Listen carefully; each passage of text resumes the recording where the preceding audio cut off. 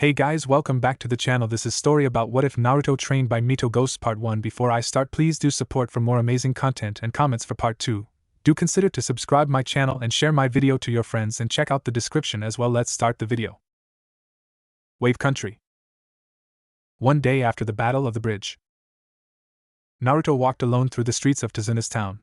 Though conscious, Sasuke was still bedridden due to the injuries he suffered during the fight with Haku. Unfortunately, Sakura had decided to add to Naruto's already guilty conscience by blaming him for the Uchiha's condition. After several minutes of watching the boy get berated, Kakashi decided to ask her what she would have done in that particular situation. After sputtering for a bit, ashamed Sakura walked off to another part of Tazuna's house.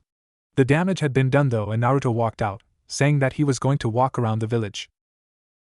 To add insult to injury, he had people cheerfully waving to him throughout the day.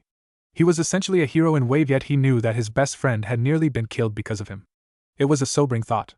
Hell, he felt like shit that both Zabuza and Haku had been killed, and those two had been trying to kill all of them. If Sasuke had been killed as well. The blonde shook his head at the thought. He didn't even want to think about it. Hey, there's one of them now. Naruto vaguely heard another person say from his right. It wasn't the first time someone had pointed him out. It was easy enough to see after all. Hey kid! It was the first time one of them had decided to call out to him though. He followed the voice to a man behind a stand.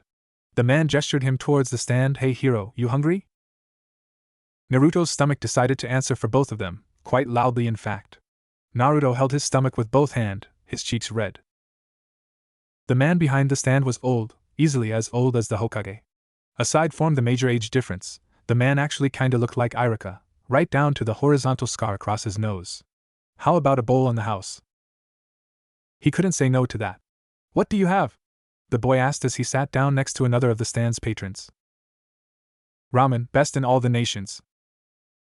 Naruto smirked. I don't know, I think the best ramen belongs to Ichiraka stand back in my village. The old man smirked right back. Just sit back kid, and watch the master at work. I'll make you forget about the other guy. The chef turned his back to his patrons and went back to cooking. So I was telling the young lady next to you about what you folks did for us. Naruto turned and took a look at the young lady next to him, for the first time. She couldn't have been more than a few years older than him. She was taller than he was, probably by about a foot. She had long red hair that fell halfway down her back. She wore a simple black blouse with a plaid red and black skirt, which greatly contrasted her pale skin tone. She looked back at him with dark blue eyes. Her most notable feature was a small diamond on her forehead. That he was. Takashi-san explained that you and your team were responsible for saving this country. That is quite an accomplishment, especially for one quite so young. Naruto blushed at the girl's praise. Thanks sis. I'm a ninja, that's what I do. The girl frowned. Oh, so ninjas regularly save villages from tyrannical rulers? The boy looked away at the girl's comment.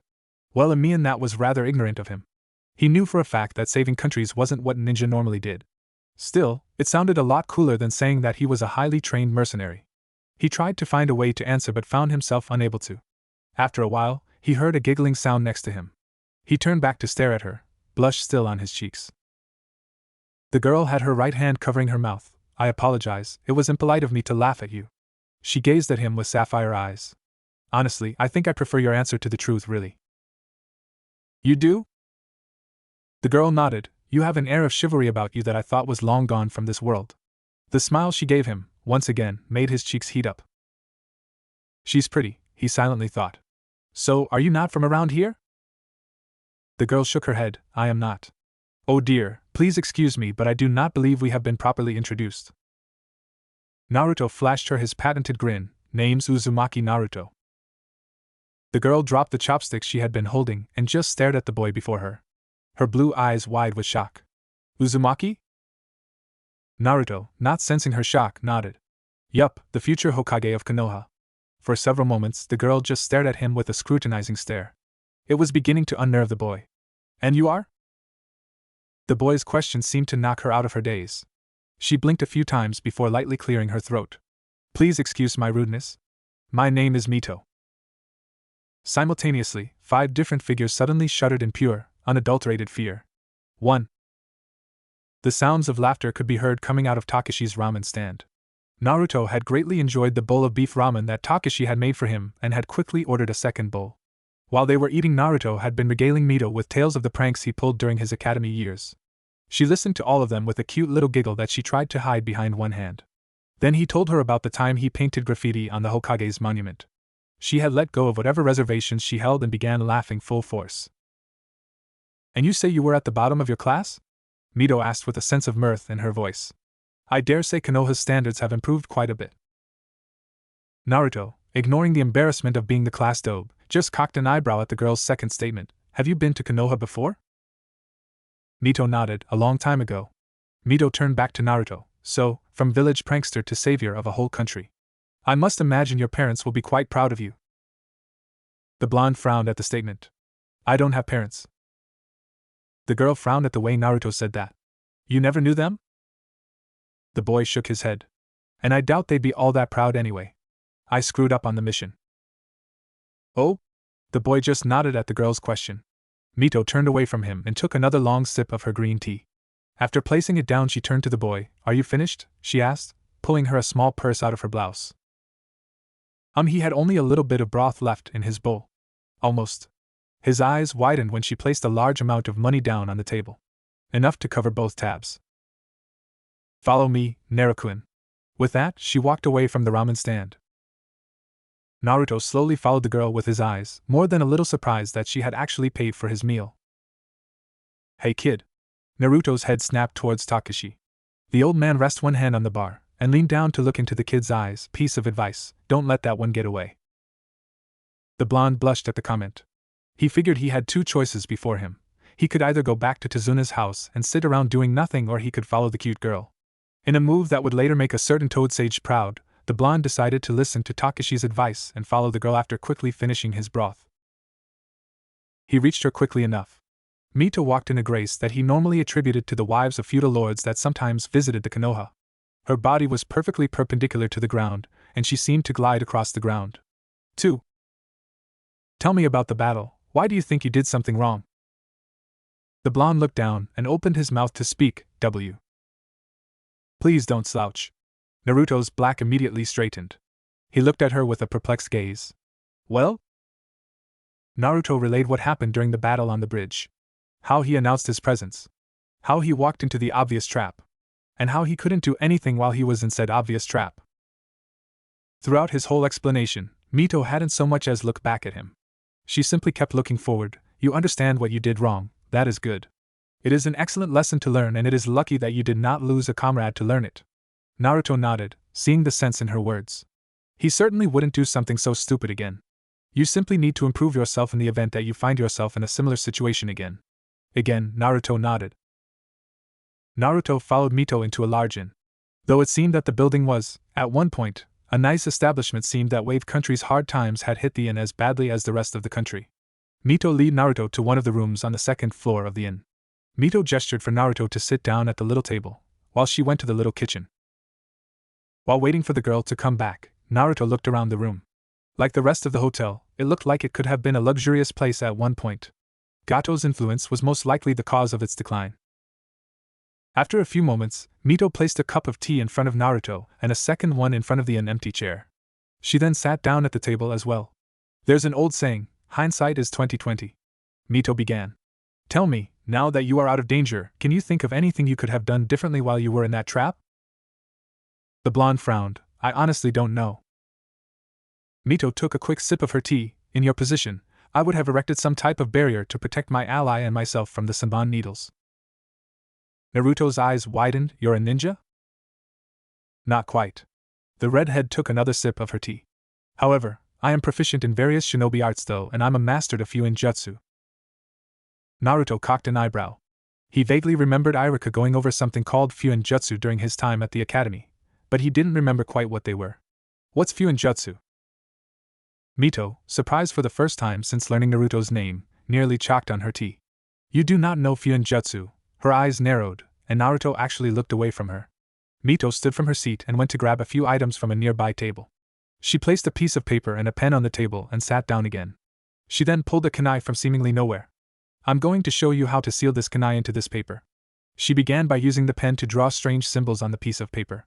After she had finished, she placed the kunai on the paper and concentrated some chakra through it. Naruto's eyes widened when he saw the kunai disappear. "Whoa, that's cool." Mito, for her part, seemed quite pleased at the boy's reaction. So Fuinjutsu lets you seal items away? To use another saying, that is merely the tip of the iceberg. She pulled out another piece of paper and placed it in front of Naruto. It's difficult to learn, but the rewards are only limited by your own imagination. Would you like to learn? Naruto was a bit surprised that she was actually willing to teach him. However, he nodded. Naruto learned that Fuinjutsu was like a different language entirely. It was essentially writing out what you wanted to happen on paper. It also had, much to Naruto's dismay, several thousand different characters. Mito promised that she'd teach Naruto as much as she could during what little time they had together. By the end of the night, Naruto walked back to Tazuna's house, mentally going over through some of the characters that Mito had taught him. The blonde eventually returned to Tazuna's home a few hours after nightfall. So lost in thought, the blonde walked through the house without even noticing that both Kakashi and Tazuna had been sitting up waiting for him.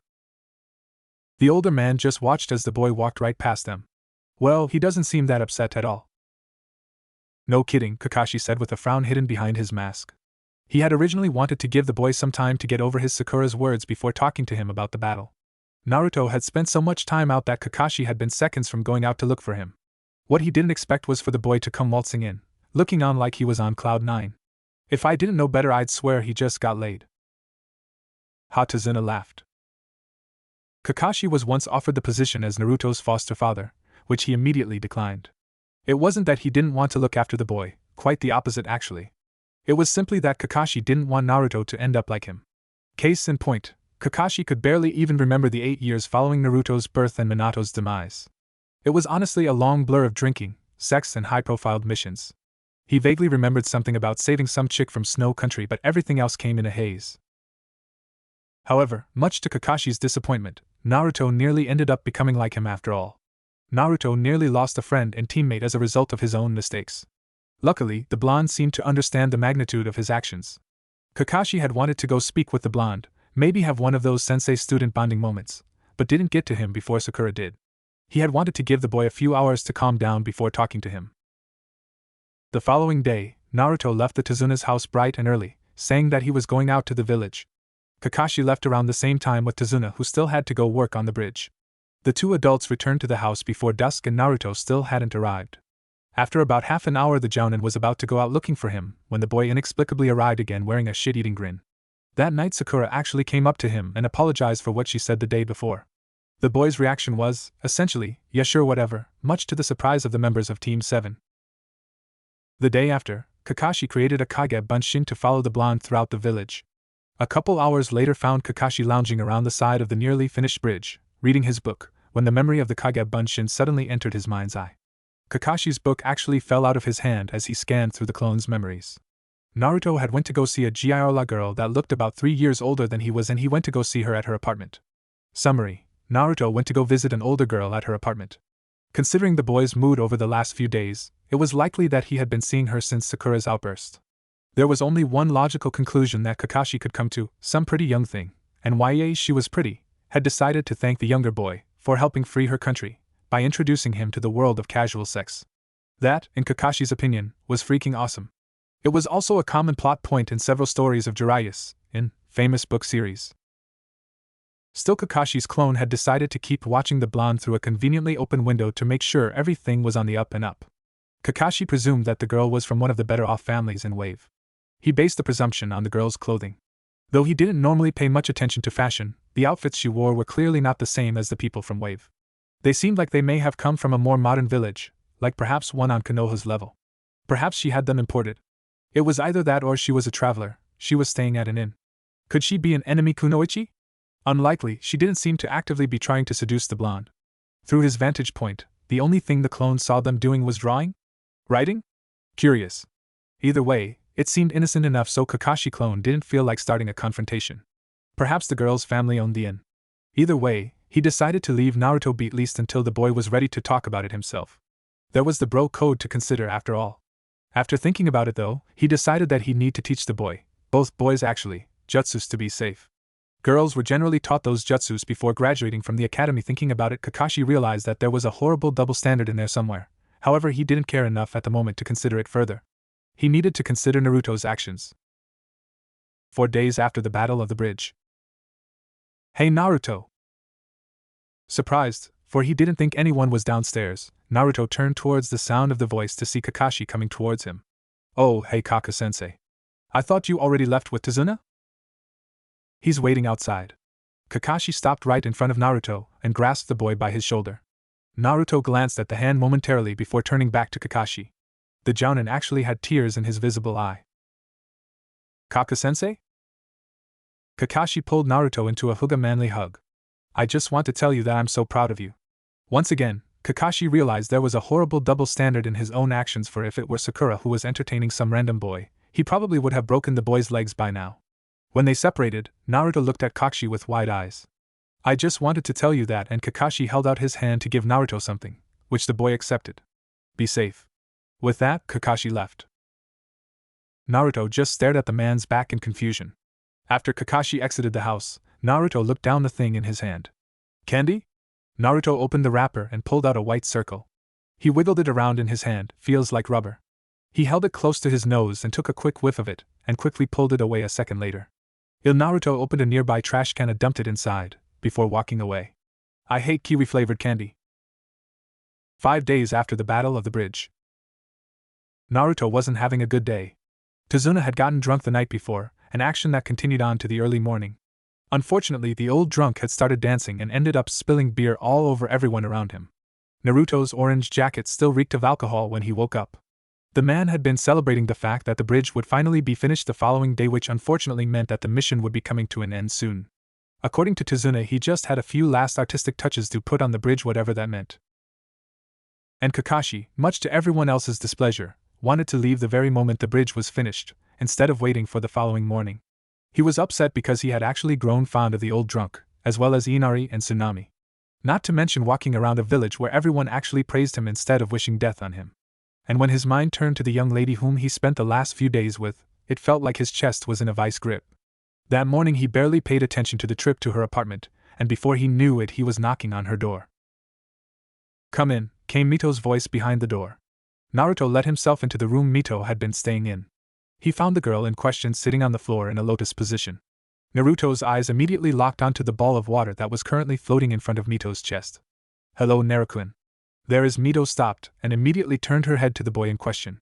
Her eyes narrowed in on him, and he immediately paled at the look. Though not nearly as overbearing as the aura of killer intent that Zabuza exuded, he still found it difficult to move. "Have you been drinking?" Naruto's eyes widened. "No. Tazuna was drinking and spilled beer all over me. I couldn't get it out." The red-headed teen continued staring at Naruto for a few moments before the ki dissipated entirely, allowing the blonde to let out a breath that he didn't know he had been holding. "The man responsible for overseeing the construction of the bridge was drinking last night?" The boy nodded. Mito turned away from him. "Forgive me for my anger and accusation, however I simply do not have a high opinion of alcohol or those who partake in it. There is another seal on the table, please have a look at it." Naruto turned to the table to find a rolled-out scroll waiting for him. He had finally gotten sealing weapons, and other items, into scrolls the day before. The old man was celebrating. "He said he'd be finishing the bridge pretty soon," the blonde said as he sat down at the table. Mito actually flinched at the boy's words. He spent a few minutes glancing over the different characters of the new seal before he decided to ask, "That's pretty cool, what are you doing?" "It's an elemental chakra control exercise. Do you know what your elemental affinity is, Naruto-kun?" "No." Mito frowned. It wasn't the first time that she suspected there had been a serious gap in Naruto's education. Everybody has at least one innate elemental affinity. Your affinity allows you to use high-level ninjutsu of that particular element, as well as helping you learn ninjutsu of that particular element. Naruto nodded. "Kinda like Sasuke and his fire jutsu?" Mito frowned, but nodded, "Quite likely. Though in the case of low-level techniques, it is not actually necessary to have that particular affinity. Having it does make those easier to learn." She stood up and walked towards the table, still with the orb of water around her chest. "This was a common exercise within my country. You use elemental chakra to levitate a sphere of your element, in my case water. It is a good meditation exercise." The orb of water floated over to just above her right hand and she held it out to Naruto. Amused by it, Naruto reached out and poked at the orb of water. Mito moved her hand over the seal on the table and activated it. Naruto watched wide-eyed as the water in his hand was sucked up into the seal. This particular seal is multipurpose. The most common use is to carry drinking water with you. However, with a little cunning and preparation, One can also use this seal to block elemental ninjutsu. In Naruto's mind's eye, Sasuke was launching one of his fire technique at him, and he just casually flipped open a scroll that sucked all fire inside of it. The thought made Naruto grin. Do you know when you will be leaving? Naruto frowned. Kaka-sensei wants to leave later today. Again Mito frowned. Then take it home with you. Naruto's eyes widened when she said that. I doubt you will be able to memorize it one a single day. Since today will probably be our last day together for a while, I thought that we could wander around the village. Naruto immediately grinned. That sounds good. Mito walked across the room and put on a pair of black shoes. Naruto nodded and rolled up the scroll and placed it in his right pocket. Where are we going? Just around the village. They both exited the room and walked out of the inn. So tell me about Konoha? Sadly, Naruto didn't know too much information, which Mito found relevant. He knew about places that he commonly visited, but nothing all too significant. However, Naruto swore that when he mentioned the old Hokage, he heard her say Hiro-chan was always such a good boy. Naruto? Both Naruto and Mito turned towards the sound of the voice, to find Sakura and Sasuke staring back at them. The blonde waved at them. Hey guys, what's up? Sakura looked between Naruto and the girl he had been walking with. Who's your friend? Oh yeah, Naruto gestured towards the girl. This is my friend Mito. He then turned towards the girl in question. And these are my teammates, Sakura and Sasuke team. Sakura frowned but greeted the girl with a small wave. Mito-san. Sasuke merely grunted. The girl lightly bowed her head to the pinkette. Sakura-san. She then turned towards Naruto's male teammate. Her disposition took a notable turn. She just stared coolly at the boy for a few moments before saying, Uchiha-san. Sasuke cocked an eyebrow. He figured the dope must have talked about all of them before. How else could she have learned his surname? So what are you guys up to? Tsunami-san asked Sasuke-kun and I to run some errands for her. What are you two doing? Naruto flashed her his trademark foxy grin. Since this will probably be our last day here, we decided to walk around the village instead of hanging out in Mito's room all day. Sakura's eyes widened. Sasuke, for his part, was overcome by a strange and unfamiliar emotion. He was just so very proud of Naruto right now. He felt like he should be giving the boy a thumbs up for something. Maybe a pat on the back? After thinking it over, he finally settled for clearly praising the other boy for his accomplishment. HN. So anyway, we should get going. Sakura was a bit surprised, sure. With that, Naruto and Mito walked away. The pinkette turned to the Uchiha with a slight scowl on her face. I don't like her. I don't think she's right for Naruto. Sasuke just turned to stare at her for a moment. What? After a moment the boy just shook his head. Don't be a stereotype. With that, he walked off, leaving Sakura alone with her confusion. 3. Some ways down the road, Mito turned to her companion. Tell me about the graduation exam you had to take, Naruto-kun. Again Naruto frowned. For a moment he thought about embellishing the truth, to outright lying to her. However, instincts compelled him not to do either. In the end, he listened to his instincts, and told her the truth. Though since the Hokage had labeled the Mizuki incident classified, he left explained that he graduated after learning a powerful technique, and defeating one of his former senseis. Which really wasn't far from the truth. Mito just stared at him for several moments. She knew that Naruto was holding something back but decided not to ask him about it. Your graduation was irregular, though I don't think that is a bad thing. My country's graduation exam was very different. Naruto, not catching the past tense, asked, what country is that? Yuzushio, one that is long dead. I'm sorry. The girl shook her head. Do not be, I have had plenty of time to grieve. Naruto actually looked down, not quite sure what to say. Mito continued as if Naruto didn't interrupt. Our shinobi hopefuls were taken into a secluded island, armed with only a kunai and our personal skills. The hopefuls were forced to wear thin clothing, which provided little protection against the elements. The objective was survival for a solid week. Spying Takeshi's ramen stand, and knowing Naruto's love of ramen, she decided to lead the boy in that direction. Naruto cocked an eyebrow. So you didn't need to learn certain jutsus or take a written exam?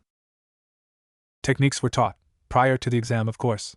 However, if one of our genin didn't master a technique, like say the Bunshin no Jutsu for example, they simply had to take the exam without it. Takeshi waved at both Naruto and Mito, cheerfully. When they sat down he gave Naruto an odd look. It was like the man was giving him a thumbs up with his eyes. He didn't even know how that was even possible. What can I do for you two kids? I would like a bowl of shrimp ramen, please. Pork for me, old man. Takashi nodded and turned to go make their order.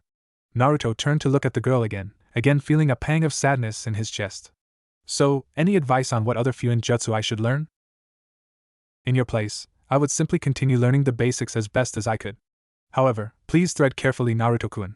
I very much doubt many people in your village will approve of someone with your condition learning fuin jutsu. Naruto's eyes widened slightly. Did she mean Naruto looked at the girl in front of him with a questioning look? She gazed at him for another moment before placing her hand on her stomach and circling around where no doubt her navel was. Naruto's look then turned towards one of horror. Mito's gaze softened. I was thinking, Naruto-kun, that I would come visit you in your village.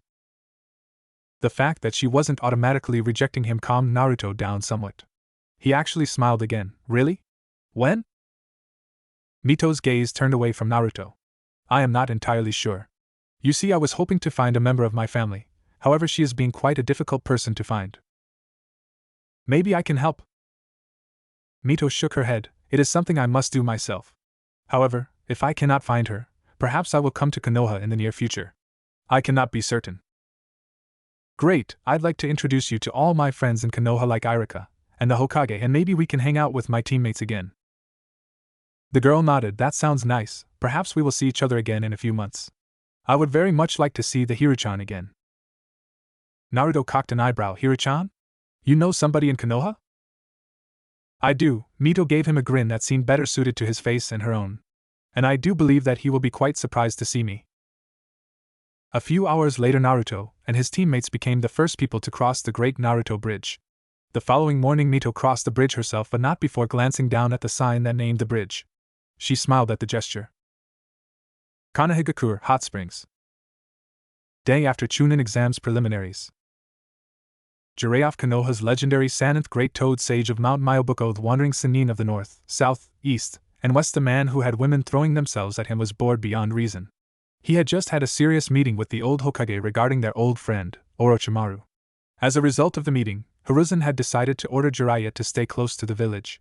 So, like a 6-year-old with ADHD, Jiraiya had been positively bored ever since he had gotten out of the conference with the aged Cage 5 minutes ago.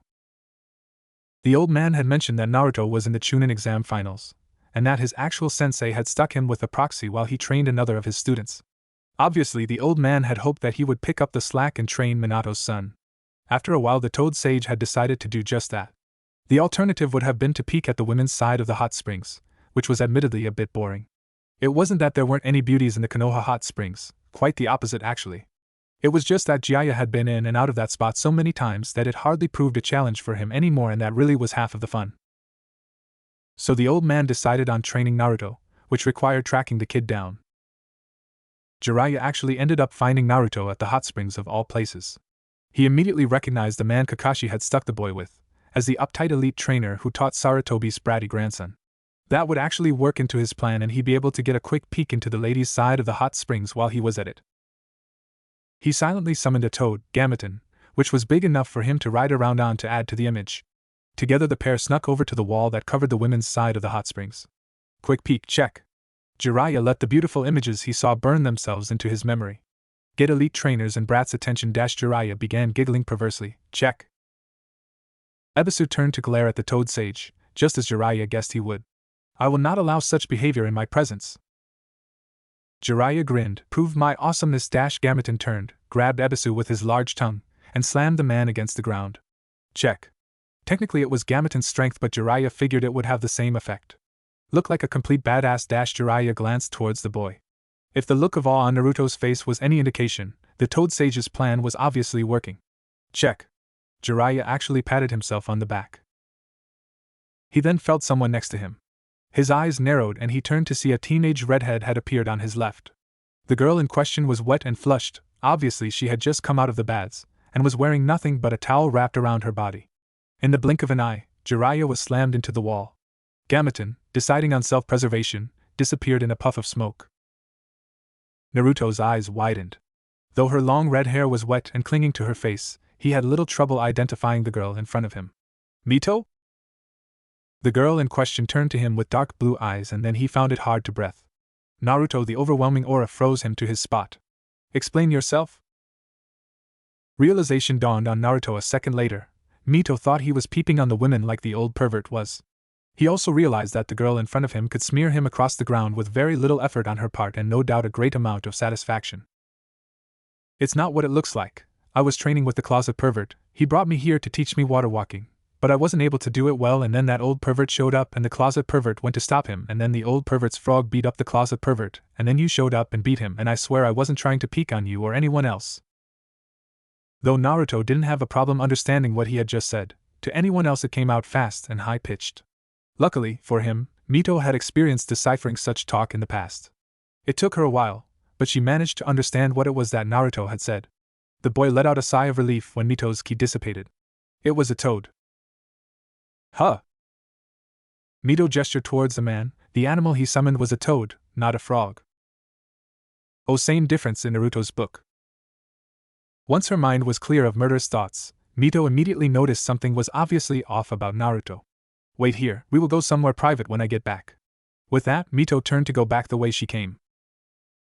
20 minutes later found both Naruto and Mito in one of the training grounds that littered Konoha. The girl had changed into a black kimono, with a red sash keeping it closed. Though she had been brushing it throughout the walk towards the training ground, her scarlet hair was still damp and messily framing her face. Her appearance made the boy blush whenever he looked at her, then images of her and nothing but a towel entered his mind.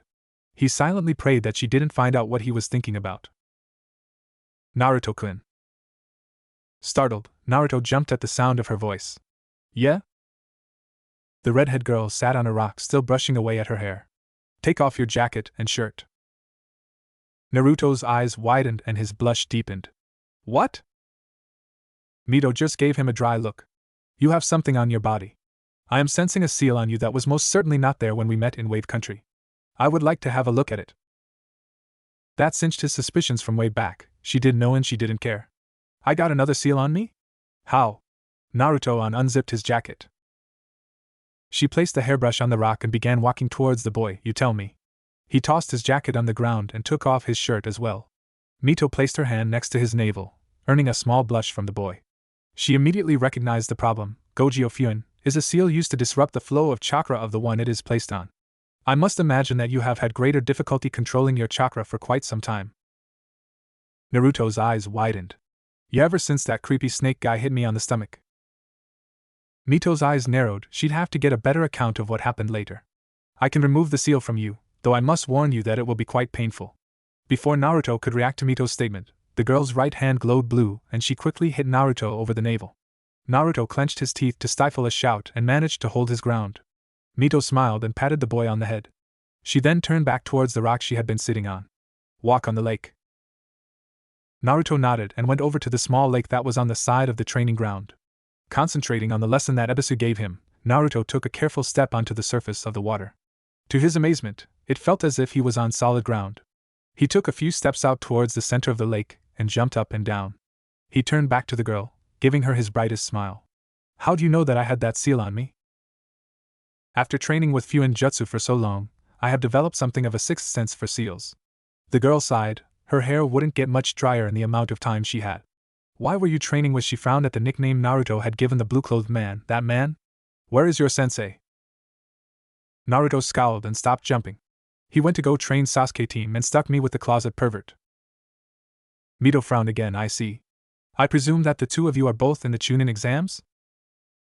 Yep, the blonde clenched his fist. First I'm going to beat that bastard Niji, and then I'm going to beat everyone else. Another story that Mito felt she would have to get at a later date, for it seemed that Naruto had a grudge against this Niji. Then a thought occurred to Naruto that made him grin. Hey wait, can you train me? It made sense. Ebisu was apparently a special jounin, and he was easily beaten by the toad pervert, and Mito easily beat the toad pervert, won, so she had to be much stronger than both of them. Mito turned to the blonde. She had combed her hair in two intricate buns on either side of her head. She had also hung a white piece of paper, with kanji that he couldn't quite read, from each of the buns. You look pretty. When Naruto realized what he had said, he immediately turned bright red and fell through the surface of the water. Mito, who had actually reddened at the boy's comment, giggled at him. I have to go speak with Hirichan now. When I return, we may discuss training. Until that time, please work on the water walking exercise. With that last statement, she turned to walk away. Hokage-sama, the voice of his assistant blared over the intercom. There is a young lady here to see you. She claims to have information regarding Uzumaki Naruto, his assistant finished in a sugar-sweet tone of voice. Hiruzen frowned at that. Somebody coming to talk to him about Naruto usually meant one of two things. Either the boy pranked someone or someone else was looking to complain that the 12-year-old was still breathing. Since he graduated from the academy, it had only been the latter. Pressing down on the intercom's button, he replied, "Send her in, Cheyenne." "Yes, Hokage-sama." A second later, a teenager in a black kimono entered his office. "Hello, Hiru-chan. Have you been a good boy?" Hiruzen flinched at the sound of the voice. The girl just gave him a smile that he hadn't seen in nearly 24 years. His eyes widened. "Mito-sama?" It took Hiruzen exactly 2 seconds to regain his composure, 2 seconds too long if one were to ask him. The old man immediately narrowed his eyes and released a wave of killer intent. For her part, the woman seemed unaffected by the Sandame's legendary aura. She just smiled at him. "I ask that you please try to relax, Hiru-chan." "Enough," the old man barked. "Do you have any idea who you are impersonating? You have till the count of 3. He stopped mid-threat when he heard the teen before him giggle. She giggled. He had leveled her with the same killer intent that had other Kages quaking in fear, and she fucking giggled. "Oh, you have become so adorable, Hiru-chan." That was a hit to his pride, something that hasn't happened since he was just a genin. The old man's right eye twitched. "I will not tolerate this offense," the man said through gritted teeth. "You will tolerate me." All mirth faded from the girl's voice. "You are in your 60s and you still have yet to learn proper respect." Hiruzen tensed when he saw her hand move into her pocket. Mito pulled her hand, and an object out of her pocket. Hiruzen's eyes widened. His face turned ghostly white. His blood turned cold. For the first time in decades, the third Hokage knew fear. That ended when realization and acceptance spread through his mind. "Mito-sama?" The girl nodded in response and placed the dreaded item back in her pocket. "If you wish, perhaps we can finish this conversation within the Senju compound. I imagine I am still keyed into the blood seal which protects the grounds." The girl paused for a moment. The cherry tree, which overlooks the pond, should be in bloom at this time of year. The sakura petals would provide a lovely atmosphere to drink tea in. 1,000 thoughts ran through Hiruzen's mind. The old man put on his poker face. "Please have a seat, Mito-sama." The old man gestured towards the chair that was in front of his desk. He still wasn't sure about the girl's identity, but he wasn't willing to discount her yet. His mind raced for ways to prove, or disprove, the girl's identity. The surest way would be to test her blood with that of a living relative. Unfortunately, he didn't think they had any of Tsunade's DNA on hand, and she wasn't close enough to Naruto for them to test for a relation. The blood seal on the Senju compound would probably end up being the only true way to test her identity. It was either that or play 20 questions. The buzz of his intercom shook him out of his thoughts. "Hokage-sama." Knowing that he was in a meeting, his assistant waited until he answered before continuing. "Go ahead, Cheyenne." "Hikari-san is here to see you." Hiruzen cursed under his breath. He would have to have a busy day today of all days. "If you are busy, I could come back later." "No." He pushed the button on his intercom. "Cheyenne, please reschedule." No doubt Yamato Hikari would take the slight personally, but he doubted whatever the man had to say was as important as the current meeting. "As you wish, Hokage-sama." The old man turned to what should have been a much older woman. Mito smiled back at him. "You have taken after your predecessors." She paused for a moment to stare at the picture of Hashirama, her late husband, on the wall. "Your secretary is very perky." For the first time in years, Hiruzen blushed. He felt the need to defend himself. Cheyenne is professional and quite capable. "I have no doubt that she is. I was merely observing the fact that, out of your entire shinobi force, the one you chose is likely to distract your male visitors. It was an act that your predecessors followed as well. It makes one wonder if all your capable shinobi are young, beautiful kunoichi." Mito turned Hiriad to look at different areas of the room. "What do you four boys think?" The 4 ANBU that were hiding around his office were trained enough to not make a sound when Mito addressed them, but it was likely that they were at least surprised that she managed to detect them at all. Was Mito-sama a censor? The old man thought to himself. She never did reveal all of her abilities to him. His senseis didn't even do that. He thought about the convenience of testing the woman's skills. Mito was always a Fuin user of legendary status. An idea then hit Hiruzen a second later. "Can you please summon a rabbit for me?" A moment later, a foot-tall gray rabbit was standing on the Hokage's desk, staring back at the old man. Hiruzen would honestly think the little guy was cutie if he weren't fingering a pair of wicked-looking sickles that were big enough for a human to wield. The eye patch over the animal's right eye, which had a skull emblem, wasn't helping things either. However, the fact that she could summon the creature before him was one point in the girl's favor. Hiruzen would still be playing 20 questions though. If somebody ever wrote a biography about the life of the Sandaime, he seriously hoped they didn't ask Mito for information.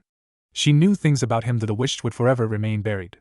Not even his teammates knew the things she had mentioned outright. Luckily she didn't go into full details or he'd be forced to swear his bodyguards to secrecy. And yes, he would go that far. The entire meeting had lasted well over an hour and Hiruzen was more than willing to believe the girl's crazy tale, even without testing out the blood seal at the Senju compound. The sound of his intercom buzzing again popped the old man out of his thoughts. Hokage-sama. Go ahead, Cheyenne. Mito Kato-sama and Yuditane-sama are both here to see you. Hiruzen cursed under his breath. Having those two here would not be good though.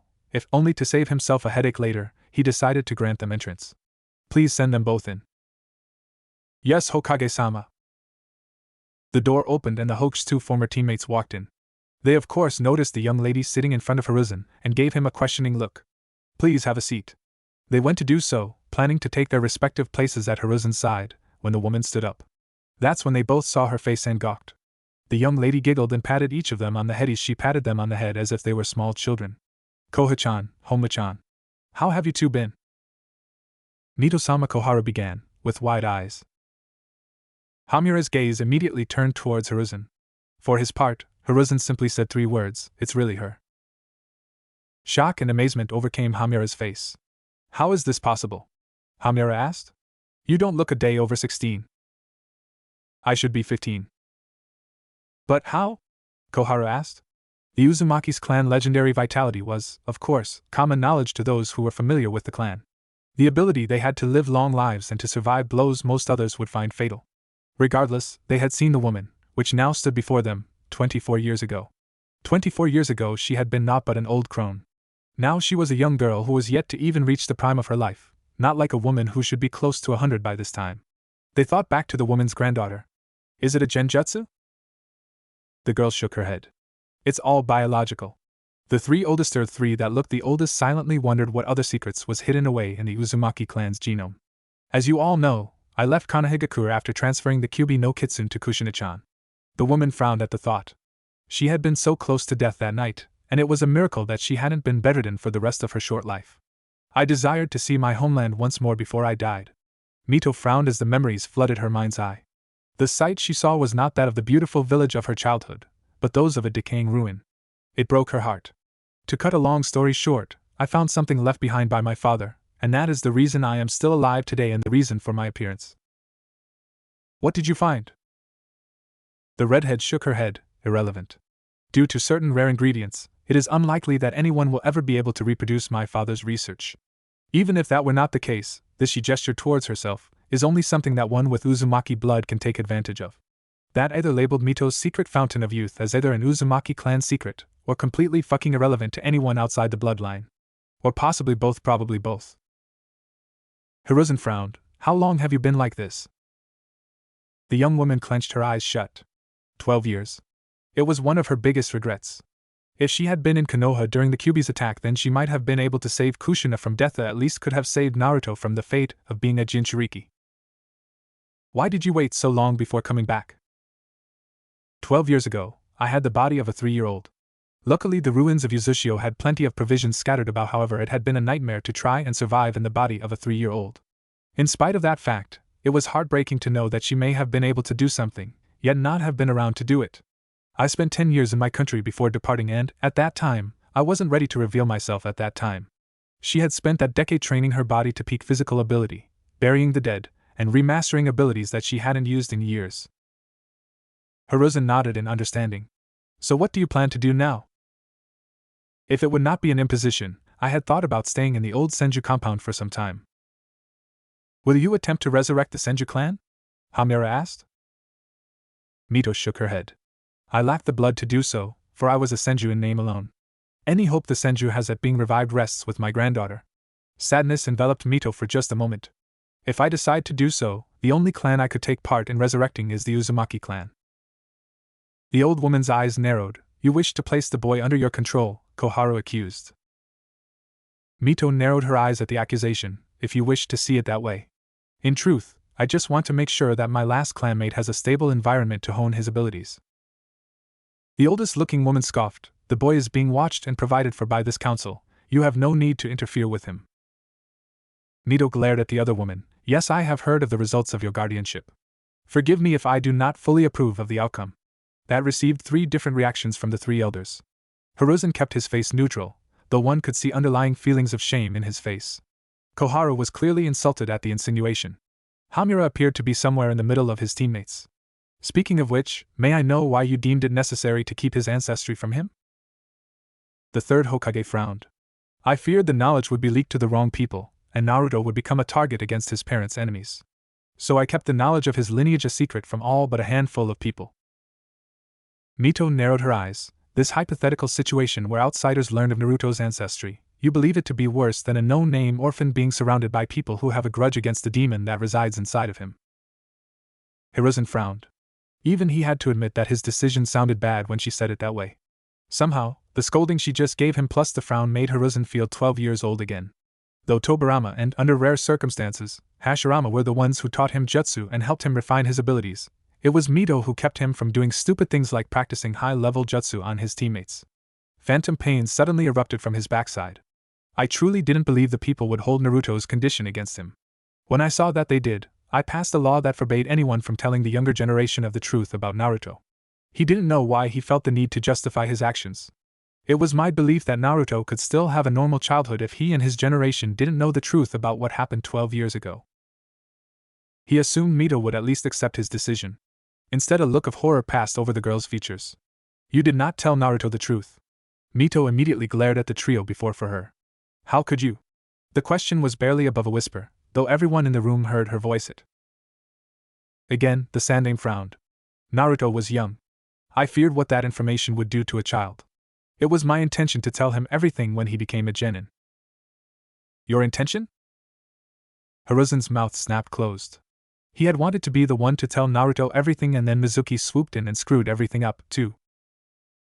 After Hiruzen's explanation, the girl just shook her head. I should have returned sooner. That small statement definitely had a large impact on Hiruzen and his council. Expressions ranged between hurt and angered. The redhead just sighed. While you may have meant well, Hiruzen, I believe your actions caused more harm than good. A child deserves to know where he comes from, and it was cruel of you to keep the truth from him.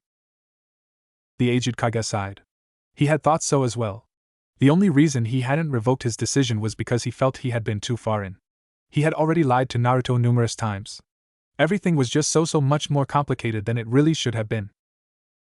I will, of course, inform him of the truth when I see him next. You can't do that, Koharu seethed. It was decided long ago that Uzumaki would not learn of his lineage until he was deemed mature enough by this council. Mito's head slowly turned towards Koharu. She took a few small steps towards the old councilwoman and gave her a slight smile. Young lady, I seem to recall the last time you tried to stick your nose into my clan's business. Koharu's face turned bright red. I bent you over my knee and spanked your bottom until it was as red as my hair. If the ANBU in the room weren't trained as well as they were, they would probably be laughing their asses off right about now. As it was, they just stood there quietly, suppressing all sense of amusement they received from the girl's statement and the priceless look on Koharu's face. If nothing else, they were professionals until they were off duty, of course. Tell me, Mito continued, do you think I lack the ability to do so again right now? Koharu glared daggers at the woman before her. She stood up and pointed towards Mito. The Kyubi, and its host, is a weapon that belongs to the village of Konoha, not you. This council.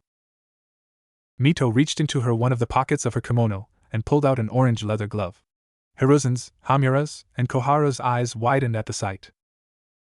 It was the orange-colored but injure 3. Mito's ultimate weapon for spanking children who were not good boys/girls. That glove had tasted more ass than Jiraiya during one of his brothel outings. Fun fact, with that very glove, Mito has spanked all 4 of the past Hokages. Now for a brain bleach moment, only 3 of which actually considered it a form of punishment. Another interesting fact was that Senju Tobirama truly hated that name. Uchiha Madara thought it was hilarious. Koharu watched, with fearful eyes, as Mito slowly slipped the glove over her right hand. The old woman immediately sat down and shut her mouth. The redhead gave Koharu one last look, as if daring her to say something else. It was obvious that the physical damage caused by the dreaded Tobi was eclipsed only by the psychological damage that it caused. When it became obvious that Koharu wouldn't be saying anything else, Mito turned to look at Hiruzen. It had been the second time he had seen Mito's glove in the last horse, so he was bearing slightly better than his former teammates. Slightly. Mito-sama. The Kyuubi does not belong to you. Mito narrowed her eyes. To any of you. It was defeated by my late husband, Senju Hashirama, and I was the one who first captured it. Since that moment, the Kyuubi has been a sword that's been wielded by the Uzumaki to protect Konoha, and it will be no different with Naruto. You may spend your time debating whether the Yoko belongs to the Senju clan or to the Uzumaki clan if you wish. Regardless, I currently represent both clans. Mito stared straight at Hiruzen. Not one of you understands what it is like to be the host of a bijou. So no, you do not get an opinion on this matter. She sent a dark look towards Koharu, who had seemingly started to hyperventilate. When will you tell him? Mito stood up from her position. He has asked me to prepare him for the finals of the upcoming exams, so I believe I will tell him right away. The redhead paused for a moment to stare at Hiruzen directly. Also, it seems your student was peeping on the woman's side of the hot springs again. Hiruzen scowled at the new information. The man had said he would be going to speak with Naruto. Mito turned to leave, but briefly looked back towards Hiruzen. I will likely keep to the Senju compound. Please visit us at your earliest convenience, and we can have that tea. With that last statement, Uzumaki Mito left the Hokage's office. Mito found Naruto back in the training ground that she had originally left him in. He was still practicing walking on water, but he had actually started going through different katas. The redhead approved of that. Naruto stopped the moment he saw her. Hey Mito, the blonde waved. He then fell through the surface of the water, eliciting a look of shock from the redhead. The genin then burst through the surface of the water, did a flip, and landed on his hands. He then raised one of his arms so that it was parallel to the water. I got this one down. Mito still looked shocked. She opened her mouth to speak but quickly shut it when she noticed something. Her head turned towards the right of the clearing and her eyes narrowed. I believe Hiruchan would like to speak with you. Naruto raised an eyebrow, huh? The girl didn't answer him, she just kept staring off to the side. After several moments, she turned to look at Naruto. Forgive me, but it seems that the old pervert from the hot springs was spying on you. Really? He flipped himself upright, still on the lake, and quickly looked towards the area that Mito had just been staring at. He is gone now, please do not worry yourself over him. The girl smiled at him and decided to steer the conversation back towards his training and progress. I am astounded that you were able to achieve so much as quickly as you did.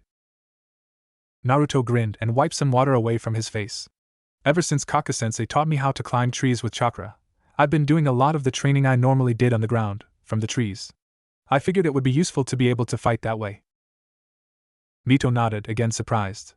She knew, from working with the boy during their time together in Wave Country, that were gaps in Naruto's education.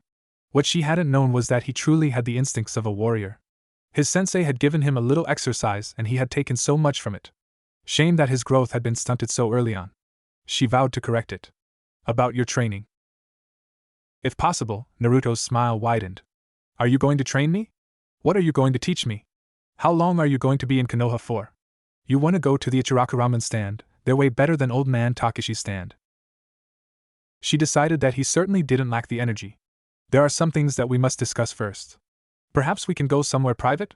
Naruto shrugged, which Mito took as an affirmative. Follow me please. Naruto nodded and quickly followed after the girl. Hey, did you ever find that relative of yours? Though Naruto couldn't see it, Mito actually frowned at the question. I did not. I will attempt to look for her again at a later date. To Naruto's surprise, the duo walked clear across the village before arriving at Mito's mysterious location. The blonde had offered his own apartment, but she had been dead set on going to the one she had chosen, which was much nicer than his apartment, Naruto silently admitted. Mito looked at the great gates of the Senju estate with more than a little bit of nervousness in her stomach. It has been too long. She made a show of drawing blood from her palm, not doubting for a moment that Hiruzen had had his agents tailing her since she left his office, and smeared it over the invisible seal on the gates. Unsurprisingly, to her at least, the great gates opened, allowing Mito to walk inside at her leisure. Naruto, who had been a bit surprised that the gates opened, seemingly on their own, followed her a moment later. The grounds were the same as they had always been. Judging from the state of the mansion, the Senju compound had not been tended to for well over a decade, yet the plants still looked as beautiful and healthy as ever. Such was the power of the first Hokage. The most beautiful tree on the grounds was a cherry tree that was in full bloom, which overlooked a pond just east of the mansion. On the opposite side of the mountain was a giant 200-foot sequoia, which dwarfed nearly every building in the village.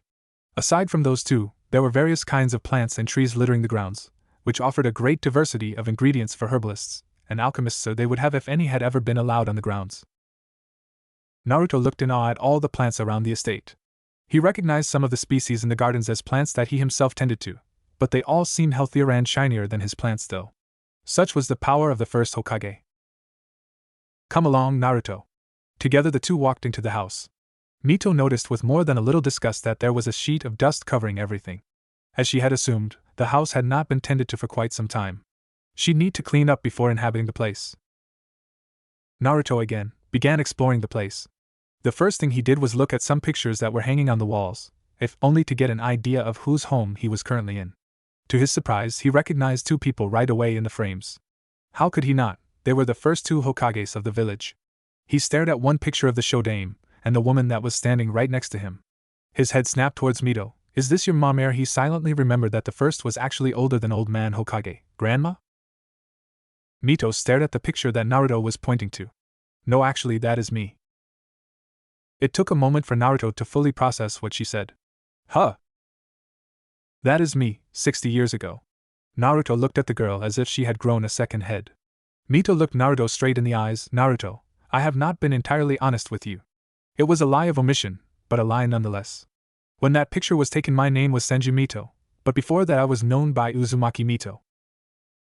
Naruto's eyes widened. Uzumaki? Mito nodded. As far as I know, the two of us are the last members of the Uzumaki clan that populated Uzushiobikure. I used to live here in Konoha, but I left over 2 decades ago. The reason that I am, biologically, a teenager now is because of the last gift that my father left behind for me. What, like a fountain of youth? The girl's face scrunched up, a suitable metaphor, though my father's legacy was a bit more complicated.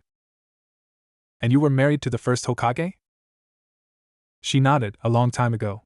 Though it was an arranged marriage, Mito couldn't say that she hadn't grown to love the founder of Konoha. They had had a child together. Naruto shut his eyes as he went through the information in his head. It actually sounded crazy to him, but why would she lie except to screw with him? Sadly, a lot of people had done just that in the past, that he was willing to believe in the latter. There is more that you must know. I was the very first human container of the Kyuubi no Yoko. Naruto's eyes widened. What? Mito nodded. I was the very first demon container, as a matter of fact. When other villages learned about what I had done to the Kyuubi, the process of sealing the bijou into humans started. The redhead looked at Naruto for a few moments. Therefore, I am indirectly responsible for you being a Jinchuriki. The blonde had paled and backed himself against a nearby wall so he could lean against it. Mito took a few steps towards him, but stopped when he gave her a glare. Though she was a little hurt by the look on Naruto's face, she couldn't blame him for it either. And she wasn't done just yet. I also sealed the Kyuubi into its second container, your mother. And with that, Naruto's legs wobbled and he slid down the wall and to the floor. Mito didn't move from her spot. Though she wanted to, she refused to move closer until Naruto gave her permission to approach him. The tails of the Kyuubi, being a force of nature, were not exaggerated, and unlike the other bijou, it could not be sealed inside of an inanimate object. During a vicious conflict, I had no choice but to seal the beast within my own body, if only to quell it. She paused for a moment to allow that part of the story to sink in. I kept the beast inside of me for decades, but I soon grew too old to do so for much longer. A new container was needed, and due to our supernatural vitality, a young girl of our clan was chosen. That girl was your mother. Naruto held his head with both hands, hiding his face. Some time after your mother was sealed, I left. Months after your mother came to Konoha, our ancestral home was set upon, and our clan annihilated. I believed I was close to death, and I desired to see my old home once more before I left this world. And then I found my father's gift. The girl looked away for several moments. I had no idea the consequences my actions would lead to.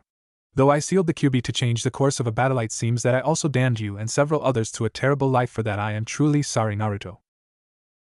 The blonde shook his head. After a while, Naruto lowered his hands. I thought it was just a name. Uzumaki, it was just a name to me. I didn't even think it was the real last name of either of my parents, so it was meaningless to me.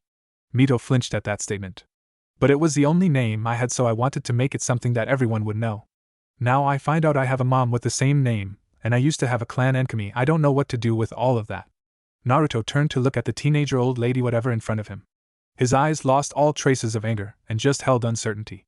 Mito took that as permission to approach him. She pressed her back against the wall and slid down it to sit right next to him. The old man never told me anything about my parents, the blonde said bitterly. In his own way, Hiru-chan was trying to protect you. Mito frowned. I do not think he went about it the right way, but his intentions were just.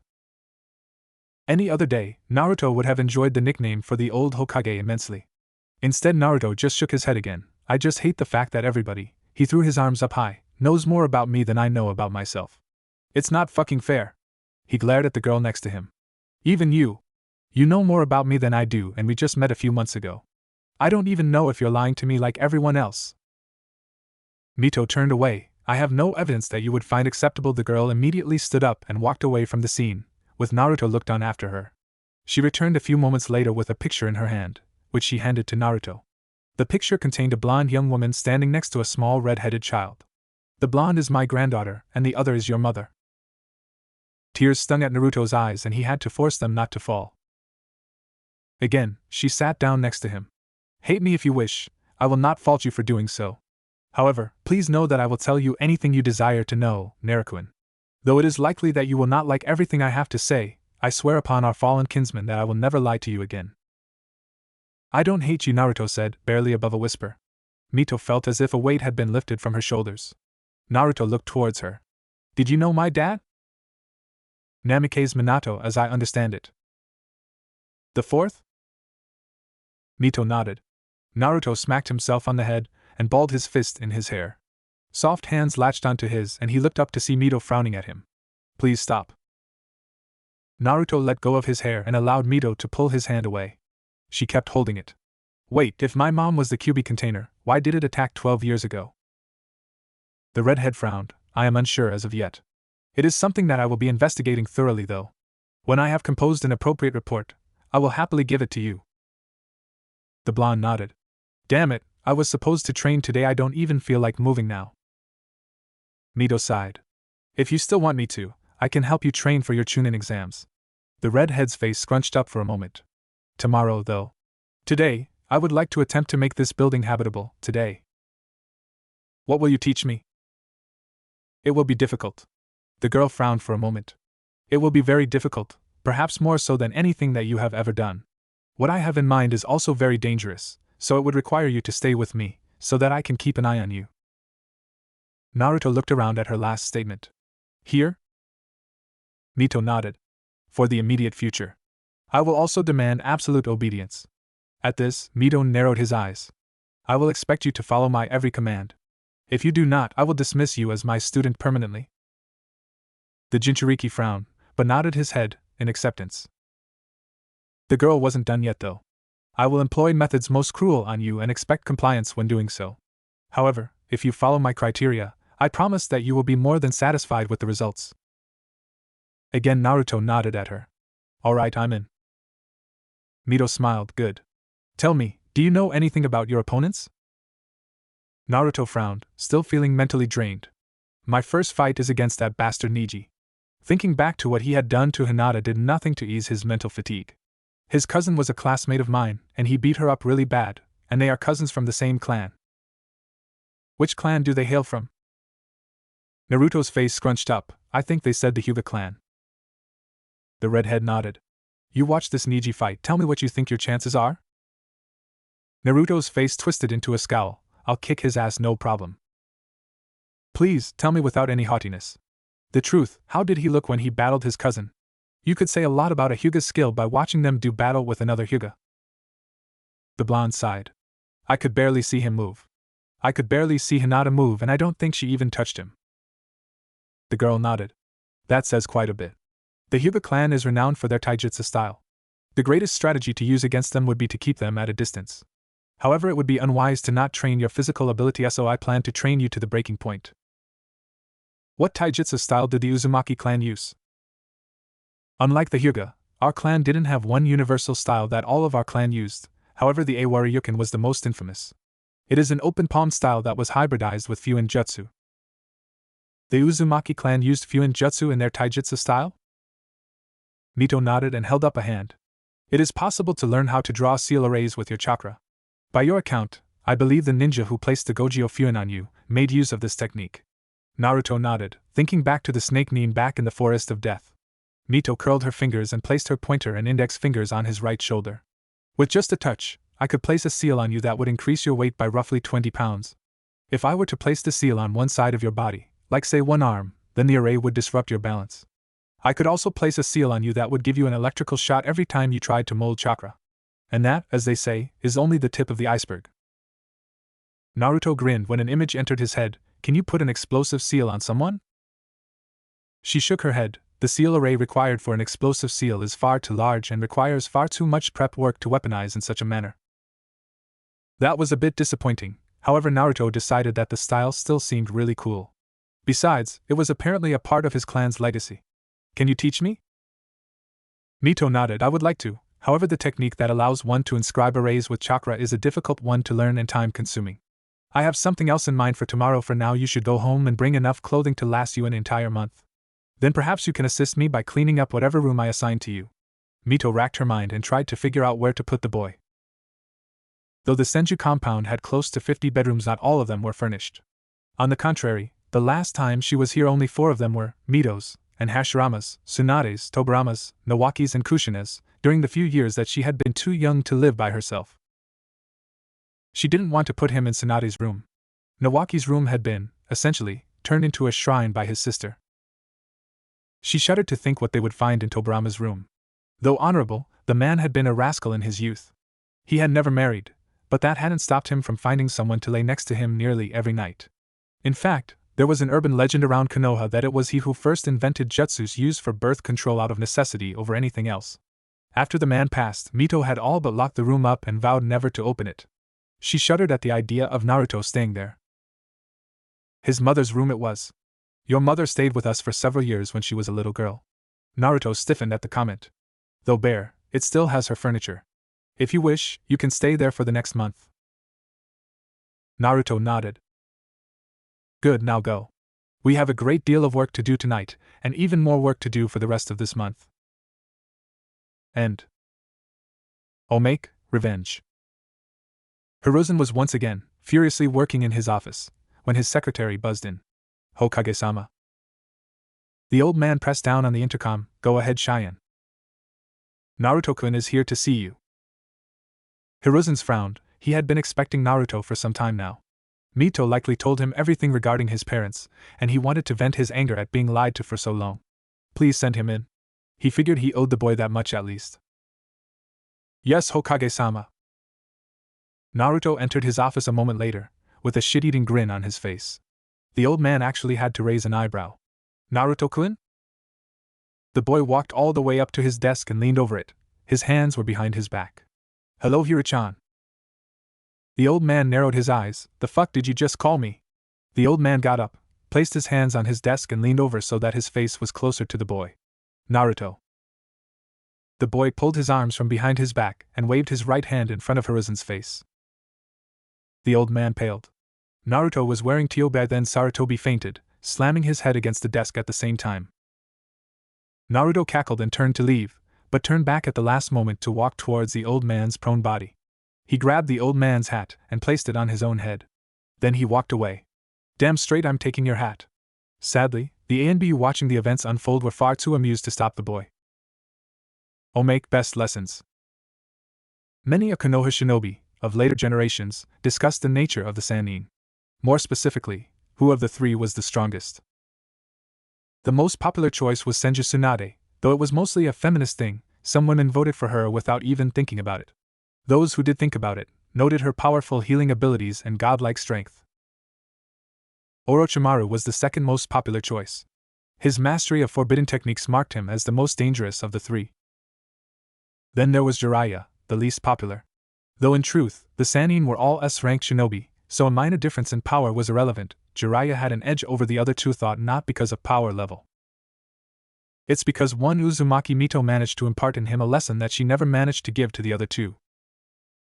An old Mito stood in front of a 12-year-old Jiraiya. The boy in question was strapped to a machine. Mito was fingering what looked to be a remote control. Where are your teammates? Orochimaru said his time would be better spent learning something useful and Tsunade didn't want to come here. Mito sighed. Very well. I am going to put you in a hypothetical situation and then ask what you would do next. Do you understand? Jiraiya nodded. You'll gain the upper hand in battle. Your opponent is lying on the ground in front of you. He isn't defeated, but it seems improbable that he can turn the tide of the battle. What do you do? Jiraiya scoffed. Obviously I taunt him, poke fun at his views on life and tell him I'm going to destroy everything he cherishes. Mito pressed the button and Jiraiya felt a current of electricity go through his body. Yahhhh. The old woman sighed. The correct answer is, you finish the battle as quickly and efficiently as possible. Next question. You are in a similar situation. You perform an amazing feat to turn the tide of a battle and your opponent clearly doesn't understand what it was that you did and asks you to explain it to him or her. What do you do? I explain it to them as slowly as possible, bringing out visuals and flashbacks if necessary. Shock. Yahhhh. Mito sighed again. The correct answer is, you deny them the information and finish the battle as quickly and efficiently as possible. Next question. You clearly outnumber an enemy force. What do you do? Split up. Shock. Yahhhh. The electricity eventually stopped. I send in my forces in order from weakest to strongest. Shock. Yahhhh. It would be a long night, but Jiraiya would eventually learn the lesson that Mito set out to teach him, and it was because of that early lesson that Jiraiya would become the strongest of his teammates. Though Tsunade would eventually piece together the lesson herself, she would still lack certain parts of it. Orochimaru never learned the lesson. That was probably because the man loved to talk to whoever was willing to listen and even those that weren't. 29 days before the finals. At dawn, Mito woke up to a ceiling that she hadn't seen in decades. One she didn't think she would ever see again. With Tsunade's exodus and Kushina's death, she didn't think she had a reason to ever return to Konoha again. That changed when she met him. Though not technically family, they still shared the blood of the Uzumaki clan. Besides, as she told Naruto the day before, his burden of being a Jinchuriki was indirectly her responsibility. She needed to at least make sure that he could defend himself, something that his superiors, in her opinion, were doing an inadequate job in doing. Mito got up and dressed herself in a red tank top and a pair of black pants. She thought about putting on a pair of shinobi sandals, but opted to go barefoot instead. She then tied her long red hair into a simple ponytail. Finally, she left her room and went to the kitchen. She was surprised to see a set of dishes in the drying rack next to the sink. She knew they weren't there last night. She originally planned to cook something for Naruto, as an apology for the hell she was soon going to put him through, but it seemed that he had beat her to it. She walked to the front door and let herself out. Sure enough, Naruto was there. 2 Narutos in fact. The two faced off for a moment before dashing at each other. They got into a short skirmish before the real one managed to land a hit on the clone, causing it to disappear in a puff of smoke. Impressive. Naruto turned to the sound of the voice to find Mito staring back at him. Oh, hey Mito-sensei. That was the Kage Bunshin no Jutsu. Naruto had already told her that he could perform the technique, however it was entirely different to see him perform it firsthand. Yeah, it's a super cool jutsu I learned the night I graduated. Mito frowned at that. She remembered the talk with Naruto so many months ago and the one with Sarutobi the day before. Pieces of an incomplete picture began to line up before her eyes. It is a useful skill. Do you know it? The girl shook her head. Naruto grinned as a thought hit him. I could teach it to you if you want. I never learned the technique, not out of inopportunity but because I never desired to. The large chakra requirements made the technique inconvenient for me to use. As a Jinchuriki, you are not bound by that particular limitation. She could have probably learned the technique while she was the Kyuubi Jinchuriki, however the technique fell out of her particular style so she never bothered to. Though I do know a variant, the Kage Shuriken no Jutsu. Nonetheless, I am the one who needs to be training you, if you recall. Naruto nodded. So what do we do first?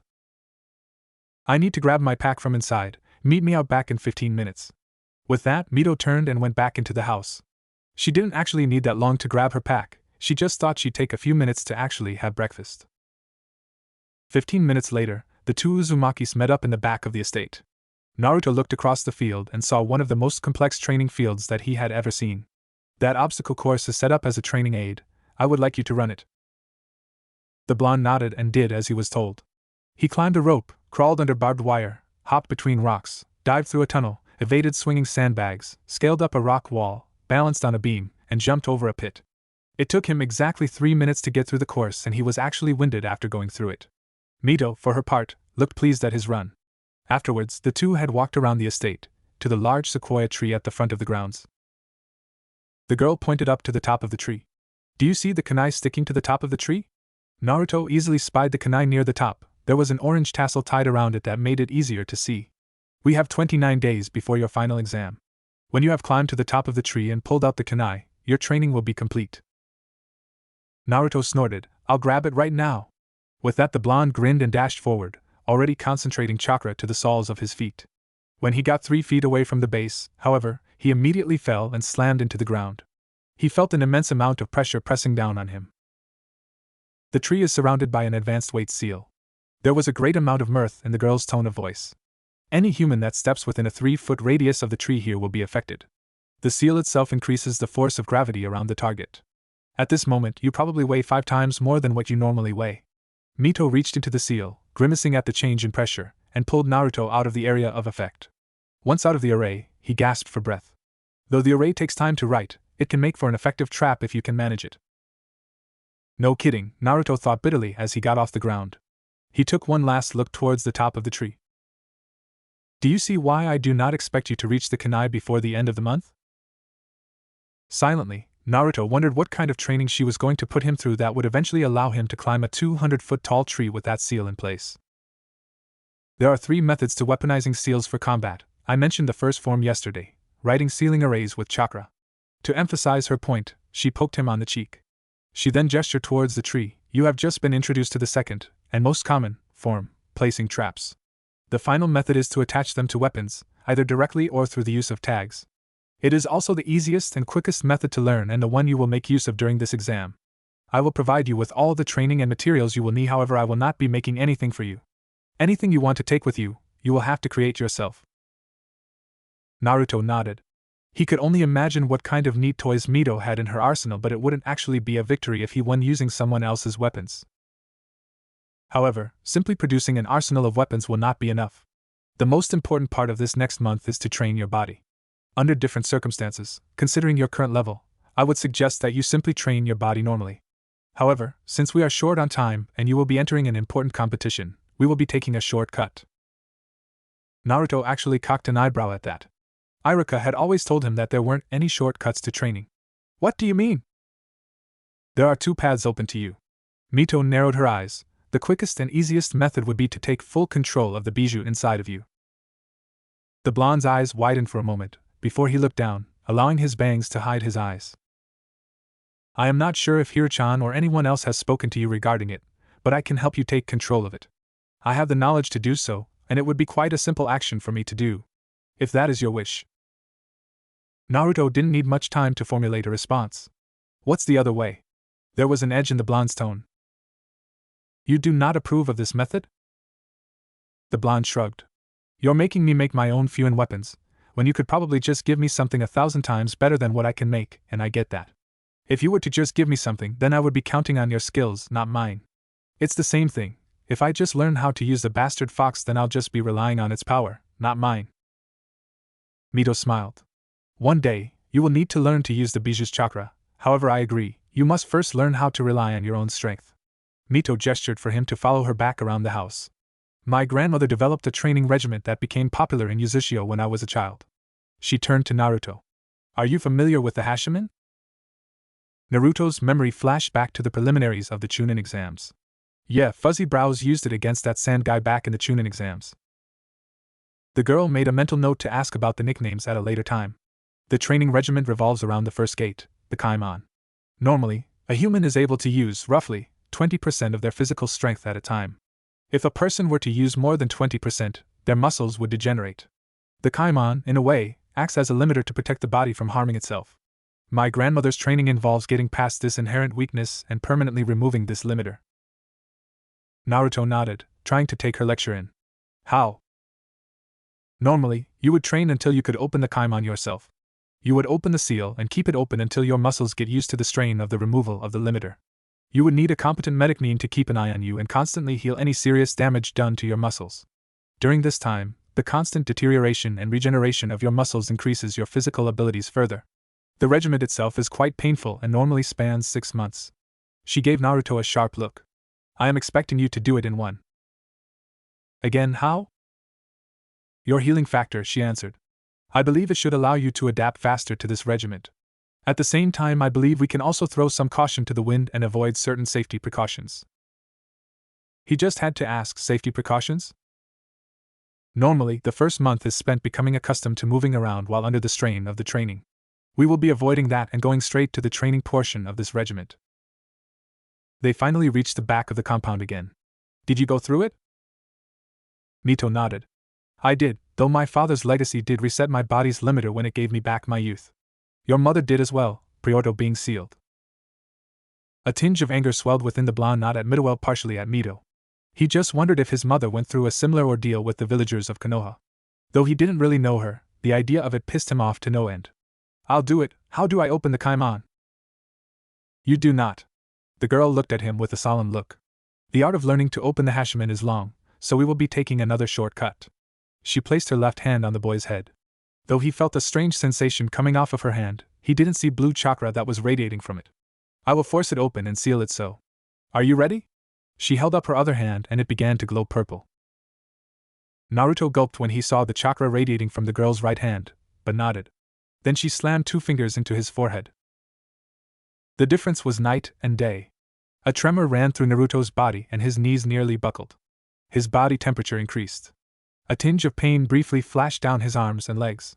At the same time, he felt a surge of energy replenish his stamina.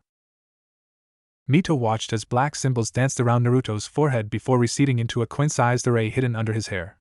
How do you feel? Still lost in the sensations of the changes, it took Naruto a few moments to formulate a response. He finally cocked a grin at her. Good, run the course. Naruto did as he was told. The results were dizzying. He was faster, that much was evident from the beginning.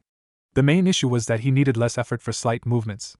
He tended to overextend himself on several instances, and nearly ended up slipping several times. By the end, Naruto landed right in front of Mito. How'd I do that time? Just under 2 minutes and 30 seconds. Your speed has increased dramatically, but you need to learn to adapt to your physical capabilities. Naruto nodded. So, what's next? Mito smiled at the boy's enthusiasm. It truly is a shame that he will not be like this throughout the whole month. How about a light run? The blonde frowned. I guess. Shouldn't we be sparring or something? Such a shame. How about a race? There are a line of trees running along the walls of this compound. The rules are simple. Do not touch the ground. Naruto actually seemed pumped up at the idea. The two of them reached one of the walls of and climbed to the top of one of the trees. Mito grabbed another kunai with an orange tassel and stuck it to the tree the two were standing on. Are you prepared? Mito's stance was casual. Naruto's knees were bent, ready to launch himself to the next branch the moment she started the race. 3:20 go. Again the difference was night and day. As Naruto jumped from tree to tree he literally shook every branch he set foot on, which was emphasized by the leaves that shook free and fell. Mito, on the other hand, didn't so much as shake a branch. To Naruto's eyes, it didn't even seem like she had touched the tree at all. The only other person he had ever seen who moved in such a manner had been Kakashi. By the end, Mito had won the race, much to Naruto's chagrin. Mito just smiled back at him. Another round? How'd you do that? Do what? Naruto gestured towards the trees. It didn't even look like you were touching any of the branches. How'd you move like that? The girl smiled. It takes practice. I can move a little slower this time if you want to watch me? Naruto nodded. During that day, Mito continued pushing Naruto to his very breaking point. With every passing exercise, Naruto found, much to his pleasure, that he was getting used to his new physical attribute. Between exercises, Mito lectured him on Fuin Jutsu. She would also test him on things she taught him earlier. An incorrect answer was usually followed up by a dulled projectile being hurled at his head. Lunch and dinner were the only 2 times the pair took a break, and even then Mito would lecture on and on. They even sparred a little, which is when Mito had shown him a second taijutsu style, common in Yuzushigakyure, named Kurokamiken. The style was infuriating. Mito just stood casually, in no discernible stance, while Naruto tried to hit her. She would normally avoid any strike by simply stepping an inch or so to the side of it, while telling him what he did wrong in any particular attack. The first time he repeated a mistake that she corrected, she grabbed his punching arm and hurled him to the side using his own momentum. Repeating a mistake after that second warning was considerably more painful. Finally, a few minutes after dusk set in, Mito invited the boy inside the Senju compound to sit inside an empty room. She gave the boy a look at he had already deciphered as her I'm about to lecture look. Taijutsu, Genjutsu, and Ninjutsu are the 3 most basic skills that a shinobi is expected to possess. Mito gave the boy a sharp look. I have seen you use Taijutsu and Ninjutsu. Tell me, How is your genjutsu? Non-existent. The boy could only look nervous at the question. It is something that you will have to work on at a later time. For now, I will help you tap into a unique ability granted to you by the Kyuubi no Yoko. Naruto actually perked up at the thought. You already benefit from a supernatural healing factor and enormous chakra reserves. Those are both innate. However, you can also tap into a third ability, a type of clairvoyant empathy. Huh. It means that you can learn how to sense emotions on a psychic level. The blonde frowned as he thought that over. At first he wanted to say that that particular ability didn't sound all that useful, especially if it came from the oh-so-great Kyuubi no Yoko. Why can't the dumb fox give me something that would let me blow stuff up with my mind? Then a thought hit Naruto. Could I use it to tell if people are lying to me? Mito nodded, seeming quite pleased. If you learn to interpret the emotions you sense, such as sadness or fear, you should be able to use it to tell if somebody is lying to you. It is an ability that I even learned to harness in combat, and to detect others at short range. Seeing the look of confusion on the boy's face, she decided to clarify. Imagine that you are alone in the middle of a forest. You suddenly sense an emotion, let's say anger or fear or murderous intent, then obviously you are not alone, are you? This time Naruto nodded. Alright, so how do we start? For now, just meditate with me. We will take this one step at a time. Mito let him go a few hours later, telling him to not go further in his training. He actually found it a shame, despite everything they had already done, he actually still had plenty of energy. Either way, he figured he'd get an early night, and wake up bright and early the next day. Luckily, the room that had been provided to him, which had once been his mother's, he silently reminded himself had its own bathroom.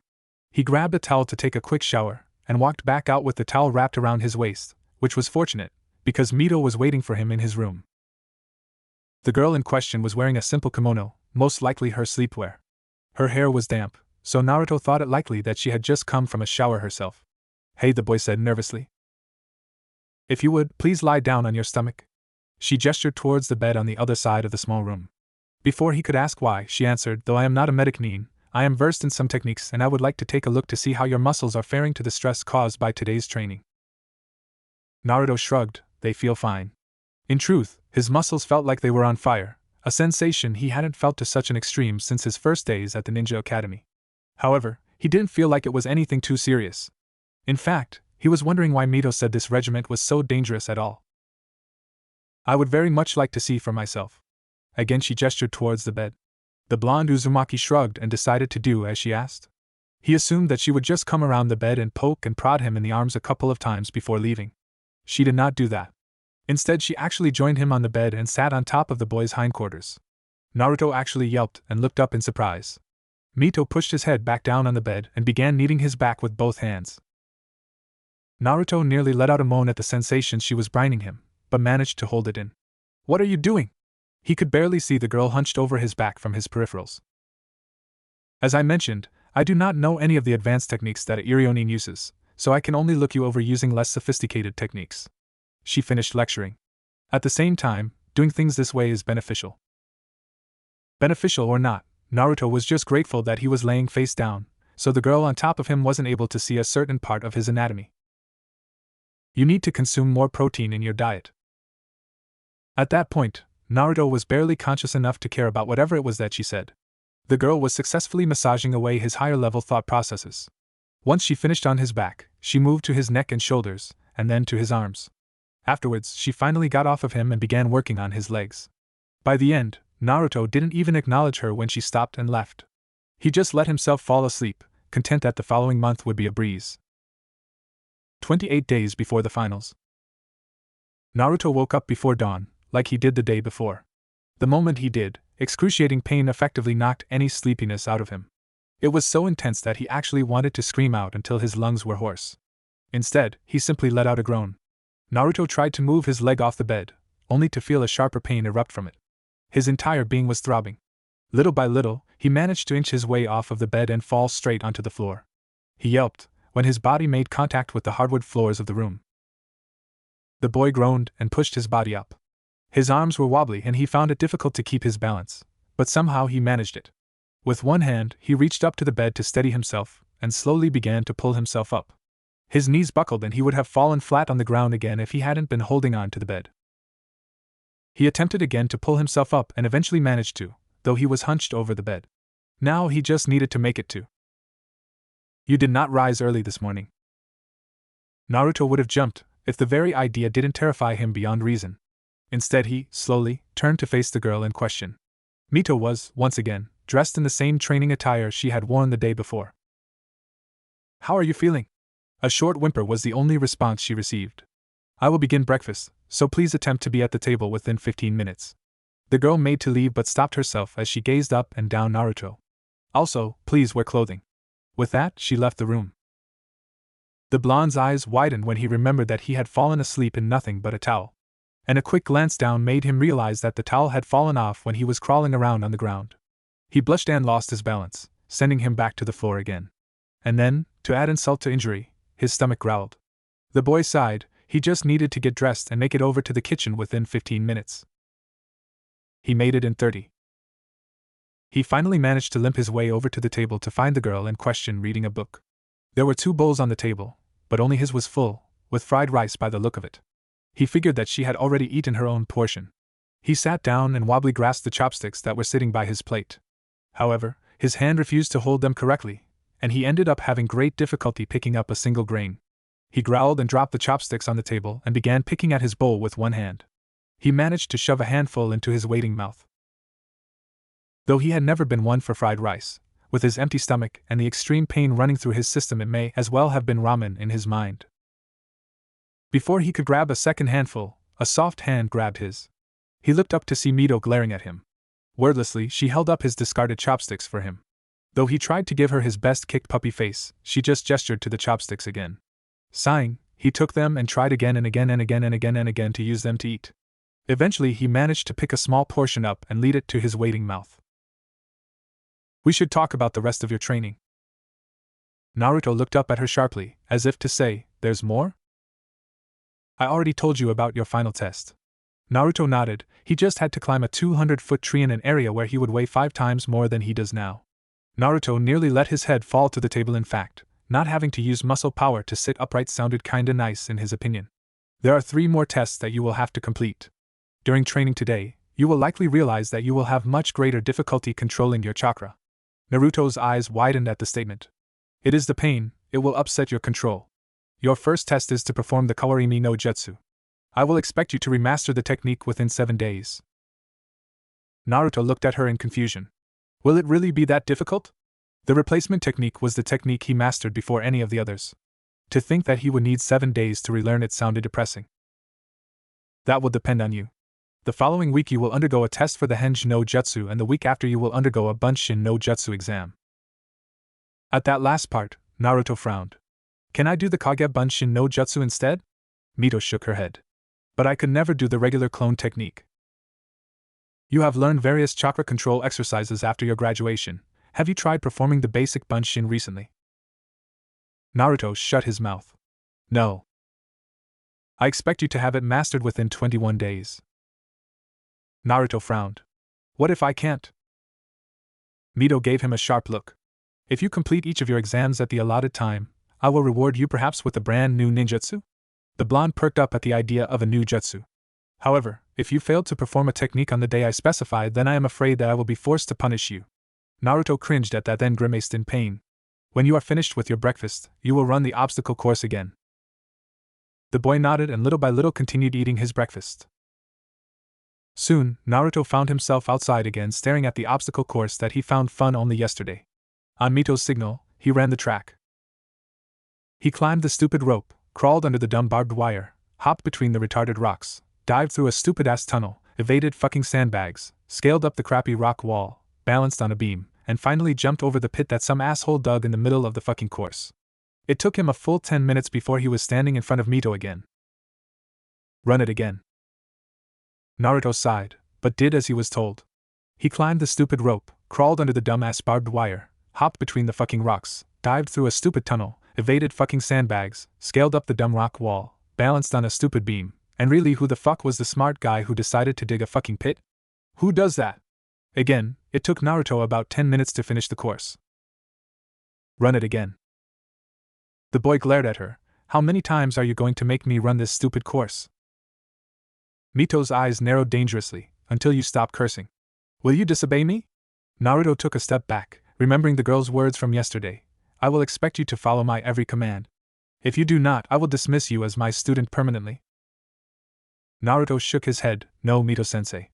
And so Naruto ran the stubbornly nice course again. He just knew this day was going to suck. The days passed on in much the same manner as it had the day before, except this time his muscles were screaming at him and he kinda wished this time he wished for the day to end ASAP. It made listening to Mito's lectures a lot harder which, like the day before, always ended with blunt projectiles being aimed at his head. By the end of the, Naruto was grateful when he and Mito began meditating. That night, he limped his way back to his room and slowly started for the bathroom, when Mito stopped by his door again. The girl had changed out of her training attire and was currently wearing a pink bathrobe. Naruto-kun, I imagine it would be difficult to clean properly in your condition. Would you like to bathe with me?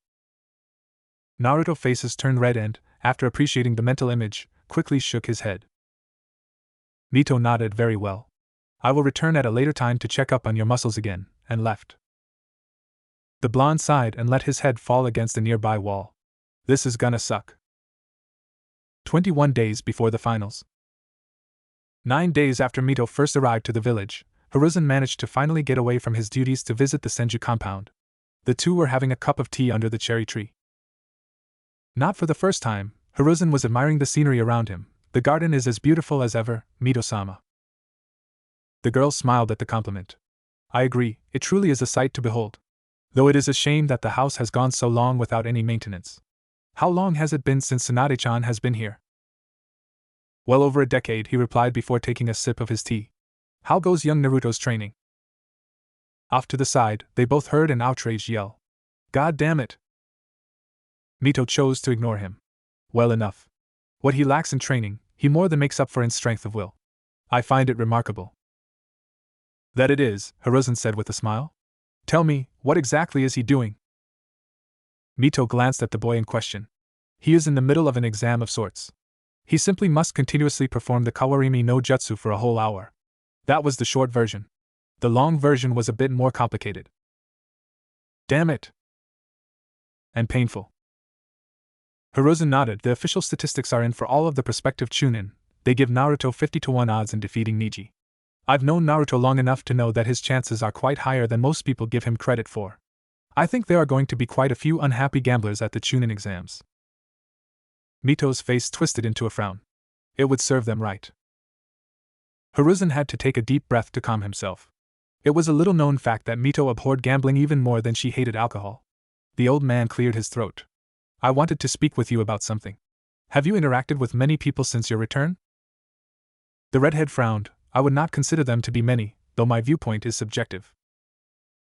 True enough, Hiruzen nodded. Have you mentioned your name to anyone? Mito thought back to the few people she interacted with. A receptionist at the hot springs, several cashiers at the market, and Hiruzen's perky receptionist. I gave only my first name. That's good. I've been talking it over with both Hamura and Koharu, and we all agree that it would be best to keep the truth if you return a secret from the populace. The redhead frowned. You would have me lie? The old man nodded. Would you prefer to have everyone know that you have knowledge of a way to regain one's youth? Now that she thought of it, she realized that having the population of Konoha know the truth promised to be an annoyance, at best, and a threat, at worst. In spite of the fact that she didn't think anyone would ever be able to reproduce the effects of her father's research, it was likely that they would still try to do so. What would you have me say? Simple. You and your mother escaped the destruction of Uzushio. When your mother passed away, you decided to come here. Senju Mito was your great-aunt, which should explain your name and any resemblance you bear to her. The girl nodded slowly. It sounds simple. The old man nodded. It is the simplest explanation by far. The teen put down her cup of tea and bowed her head to the man in front of her. By the way, I wanted to humbly offer you my talents as a Fuin Jutsu specialist. That was actually part of the reason that Hiruzen had wanted to speak with the girl. Having someone of Mito's skills looking over the village's ceiling arrays, and hopefully make improvements, was too good of a chance to pass up. Would you accept credit as payment for your work? Fuin specialists were a rare breed, and as such they demanded a high price for any services rendered. With the village in the middle of the Chunin exam, I don't believe I will be able to pay your full price in actual Rio at this moment. It wasn't that the village couldn't afford to hand out a large amount of Rio cash, simply the possibility of having their defenses compromised by one of the many foreign ninja within their gates made doing so highly short-sighted. Hiruzen waited until the redhead took a long sip of her tea before she answered. Credit is acceptable. He nodded, mostly in gratitude. Another thought made the old man frown though. Do you need money right away? My situation is not so desperate. However, my finances are not limitless, and I will have need to replenish them in the not-too-distant future. In truth, I had thought about borrowing funds from the Senju accounts. Hiruzen nearly choked on his tea, however I decided against it. The Kage relaxed again. It is Tsunade's inheritance, and the thought of taking money from it made me feel immoral. Hiruzen nodded at her, as if agreeing with the girl's statement. Mito then turned to stare at the house. However, for her sake I think I will use some of her money to order some much-needed repairs to her home.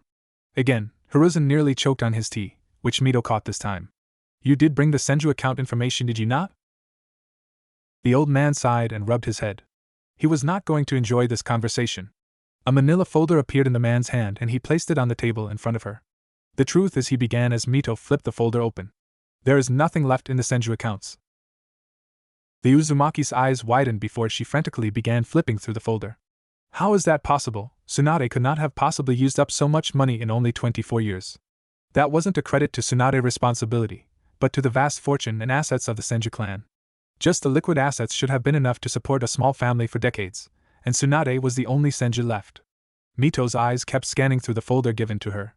Before her eyes, Mito saw large withdrawal after withdrawal being taken out of the Senju accounts.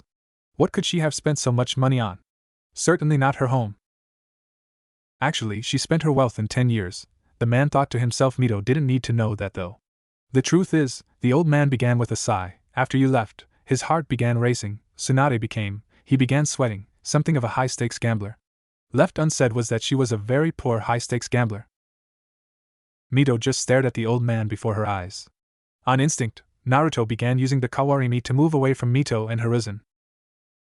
After finally finishing his exam, Naruto was surprised to see that neither Hiruzen nor Mito were within sight. After looking around the grounds for a while, he entered the compound to see Mito in the kitchen. His nose twitched and he had to stop himself from gagging. Did the old man leave? Mito nodded, seemingly in a daze. The girl was currently cooking, yet she was obviously just staring straight ahead. It was obvious that she wasn't even looking at what was in the pan. Oh, okay. I finished the exam. The girl just nodded again. I knew you would. It was obvious within 10 minutes that Naruto would have no problem finishing the test. The only reason she hadn't stopped him before was because she thought the repetition would do him some good. Lunch will be served soon, we can discuss your reward then. Go get washed up. The blonde nearly whimpered. Alright, hey, by the way, you do know that those noodles are black and on fire. Surprised by the claim, Mito looked down. Oh dear, it appears that I burned lunch. No kidding. The blonde thought. The girl smiled nervously and gave Naruto a sheepish look. You have been doing quite well these past days. How about we eat out? The boy grinned. Hey, I have a question, Naruto said after swallowing a mouthful of noodles. The duo had gone, on Naruto's insistence, to the Ichiraku's ramen stand. I saw a girl using a sealing scroll during the preliminaries. She used the scroll and weapons kept appearing in her hands one at a time. Mito nodded. Yes, she began, not yet sure what his question was. But why didn't all of them appear at the same time? They just appeared one at a time. There is a special character you can place on a sealing array that will summon sealed weapons in succession, instead of all at once. I will show it to you when we return to the compound. The boy nodded and turned back to Tuchi's legendary, in Naruto's opinion, dish. Ayam was apparently running an errand and wasn't expected to return anytime soon. The old ramen chef was giving him the same weird looks that Takeshi, the old ramen vendor from Wave, had given him. Seriously, how do you give someone a thumbs up with your eyes? While the boy was caught in his musings, he hadn't noticed the man that came to sit next to him. Hey Naruto, how's it shaking? The boy in question turned and smiled the moment he saw who was sitting next to him. Irika-sensei, what's up? He then, much to Irika's surprise, turned to the girl next to him. Mito-sensei. Sensei? The Chunin thought suspiciously. This is one of my senseis from way back at the academy. He then turned back to Irika. This is Mito-sensei, she's helping me train for the finals. I heard you had made it all the way, congrats Naruto. Irika gave the girl a suspicious look. He hadn't recognized her at all, and she seemed young enough that she would have at least had been at the academy while he taught at it. He had to wonder why a girl so young was tutoring Naruto. Where is Kakashi? At the same time, Mito was giving him a cool look. She knew Naruto's education had been sabotaged. She wondered if this Iruka had taken part in it. Are you alright, Naruto? Iruka looked the boy up and down. You look tired. The boy grinned nervously and rubbed the back of his head. Yeah, training has been pretty intense. And painful. But I'm getting used to it, and I'm getting a lot stronger too. Iruka nodded. Well, that's a good thing. Then the man turned towards the young redhead sitting next to Naruto. And you're the one helping him train?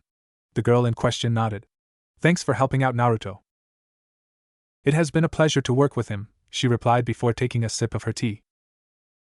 The man looked at the girl carefully. You're awfully young though, to be tutoring someone, aren't you? After placing her cup down, Mito looked at the man coolly. Do you believe that age has a direct correlation to skill? The man blushed and rubbed the back of his head. This time he laughed nervously. Sorry, didn't mean it like that. The girl stared at the man for a few more moments. Afterwards, Mito decided that she was wrong about her suspicions. Their relationship just seemed so brotherly. After she reached that conclusion, the atmosphere in the ramen shack warmed considerably. After lunch, the two bid Iruka farewell and returned to the compound. Mito ended up asking Naruto about his reward for completing the first exam, a ninjutsu of his choice. He of course quickly said he wanted to learn a kick-ass jutsu that caused giant explosions. She then decided to mention that any powerful jutsu she could help him learn would likely only be the results of months of training his elemental affinity. She instead offered to help him get in touch with his affinity, though she doubted he would get much use out of it for several months. Instead, Naruto asked her to teach him a jutsu she mentioned when they first started their training, the Kage Shuriken no Jutsu. Much to his surprise, he actually found it to be quite similar to the Kage Bunshin, and managed to learn it by the end of the day. 19 days before the finals. 2 days after the discussion with Hiruzen, a pair of ANBU had arrived at the gates of the compound. They produced a scroll that identified them as Mito's escort to the hospital. Naruto watched the display from a short distance away. What's going on? Mito glanced at Naruto while rolling up the scroll. I have applied to work on some of the arrays around the Konoha, for the Hokage. Naruto cocked an eyebrow. What, like traps? Not quite, Mito frowned. It is likely that I will be gone for a short time over the next few days. Would you be interested in coming with me for this trip? And it was only to the hospital. She doubted she would get a chance to bring him along if she were taken somewhere more restricted. Naruto shrugged. Together the group of 4 quickly made their way to Konoha's hospital and went to one of the surgery rooms. You see, Naruto, doctors used a wide variety of tools in their job. One of the most common ones is, of course, medicine. This is simply an advanced form of herbalism. They also use a wide range of surgical instruments and machinery. However, doctors that have access to Iryonin Jutsu can also use sealing arrays? Naruto interrupted. Mito nodded. They can use an array to enhance their techniques, either by fine-tuning the healing chakra or by creating a type of synergy between multiple Iryonins. She gestured towards the giant array that was painted on the floor. This type of array is the latter. The doctor, who had been watching the so-called Fuin specialist, was actually surprised that she had managed to deduce the array's function so quickly. Take a good look at the array because I want to point out everything that is wrong with it. The doctor's eyes widened as she began speaking another language, and the boy actually seemed to understand her. The doctor gave the 2 ANBU in the room a questioning look. They both just shrugged and continued watching the 2 Uzumaki silently. After about an hour, the duo broke away from the array and Mito asked to be taken to the next room. On the way, Naruto ran into a friend. Someone from his class, Mito assumed. She walked into the room ahead of him and began scanning the second array. After a while, Naruto waved for her attention. Do you mind if I go visit a friend? She ignored the I aim to misbehave look on the boy's face and just gestured him away. Of course not, go ahead. Naruto and the other boy ran off a moment later. Without having to take the time to explain the sealing array to Naruto, she managed to get done with the second seal much faster than she did with the first. Soon enough she broke off from the seal and was about to ask to be escorted to the next array when a strange man approached her. The eyebrows were just too much. Forgive me for disturbing you, but I had heard a competent Fuin specialist was enhancing the arrays used by our doctors. Slowly, Mito nodded. The man introduced himself as Mito Gai, one of Konoha's elite jounin, if the rumors were true. He was the sensei of a genin who had been seriously hurt during the preliminaries of the Chunin exams. He had been hoping that an upgraded medical seal would help the doctors treat his ailing student. Though she repeatedly explained that she wasn't actually an Iryonin, the girl agreed that she would take a look at the man's student. If only to take a look at this student of his, a genin that could not mold chakra. Guy and Mito were in the middle of a discussion when they both froze. Guy took off first and Mito followed half a step behind.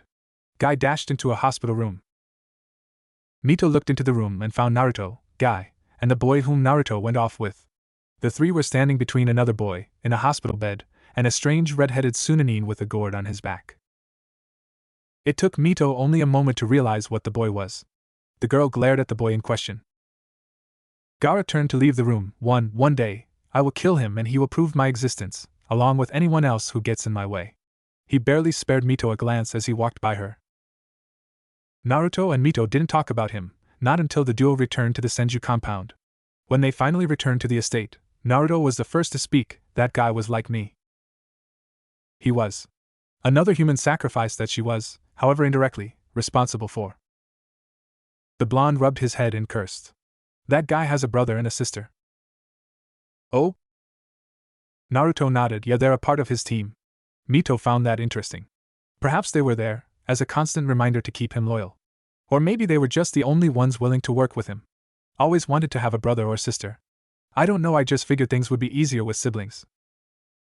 I wish things were so black and white. She'd seen firsthand that family didn't always mean everything, not even siblings. Would you like to talk? Naruto shook his head. Nah, I just want to go back to training. Mito nodded and silently watched him leave. 15 days before the finals. After another meeting with Hiruzen, they had been discussing some arrays within certain restricted areas that Mito had literally been blindfolded before she was allowed access to. Mito returned back to the Senju compound. She found her charge quickly enough, punching one of the training dummies that lined the back of the estate. He then hit the dummy with a roundhouse kick. Crack! Mito's eyes widened when the boy's leg broke through the dummy. The boy jerked his leg out of the dummy and cursed. That is impressive.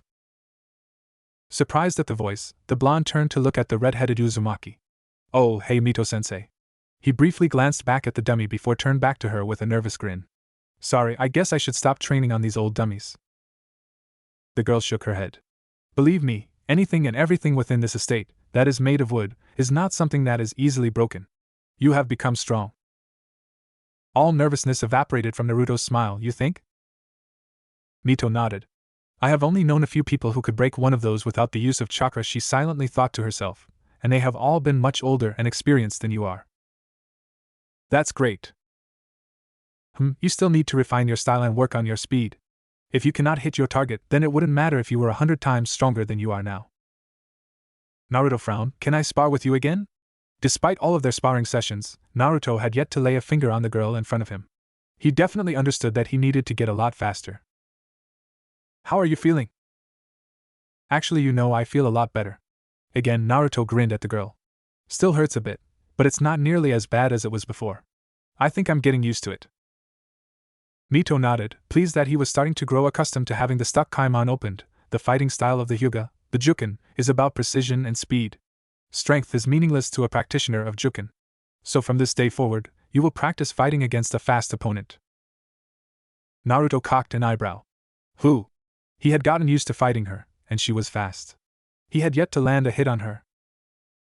Tell me, Naruto-kun, do you know of the Kuchiyos no Jutsu? Naruto closed his eyes and crossed his arms over his chest.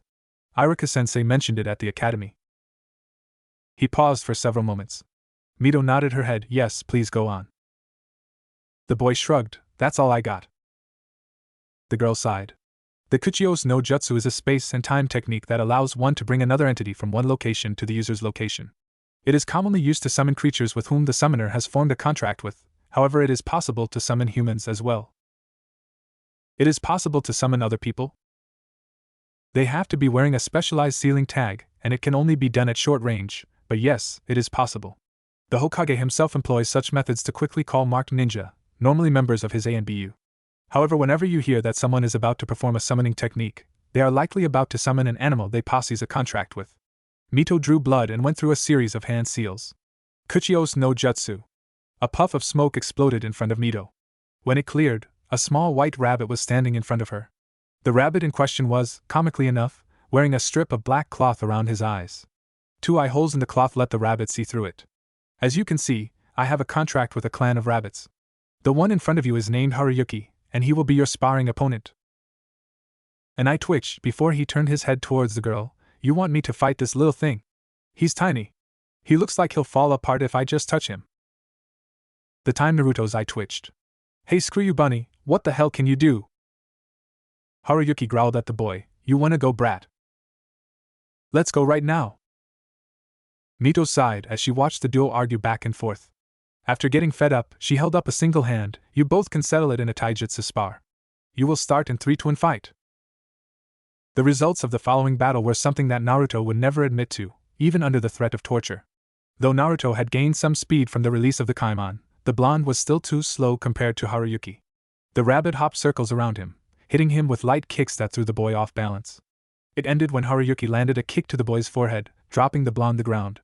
The white rabbit landed on the boy's stomach, cackling like mad. Mito, expecting such results, kneeled down next to the boy. Haruyuki, the fastest member of his clan, and is likely faster than any of the opponents you will face in the exam. If you can learn to match his speed, then you should have little difficulty keeping up with any of your opponents. Naruto got up, but not before sending a withering stare at the rabbit. Haruyuki countered with a rude gesture. Perhaps you should practice catching him whilst running around the compound. The rabbit turned to his summoner in growing annoyance. You want him to catch me? Oh, come on, that is so demeaning. The blonde pulled out a kunai. Can I at least slow him down? Mito sighed at the ensuing argument. 14 days before the finals. After yet another day of discussing ceiling arrays with Arisen, Mito returned back to the Senju compound. After taking a quick look around the compound, she found Naruto in the same spot she found him in the day before. However, instead of punching the targets, the boy was back to throwing kunai. Very poorly too, the boy groaned in annoyance. Not unlike his taijutsu, Naruto would later point out that he had the same sensei for both. His stance when throwing projectiles was off. It had been another thing that Mito had been helping the boy correct for some time now. Naruto held up another kunai at eye level, carefully eyeing the target in front of him before throwing it.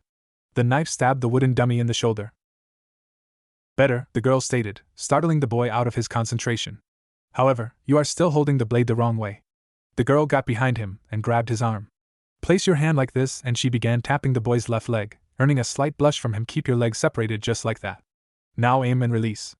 Naruto nodded and took a few moments to stare directly at the target. He threw the blade and scored a hit a few inches from the target's heart. Excellent. Naruto nodded, though he was still scowling at the target. I prefer Fuma Shuriken. Redhead frowned. Given your love of explosive notes, I ask that you improve with kunai.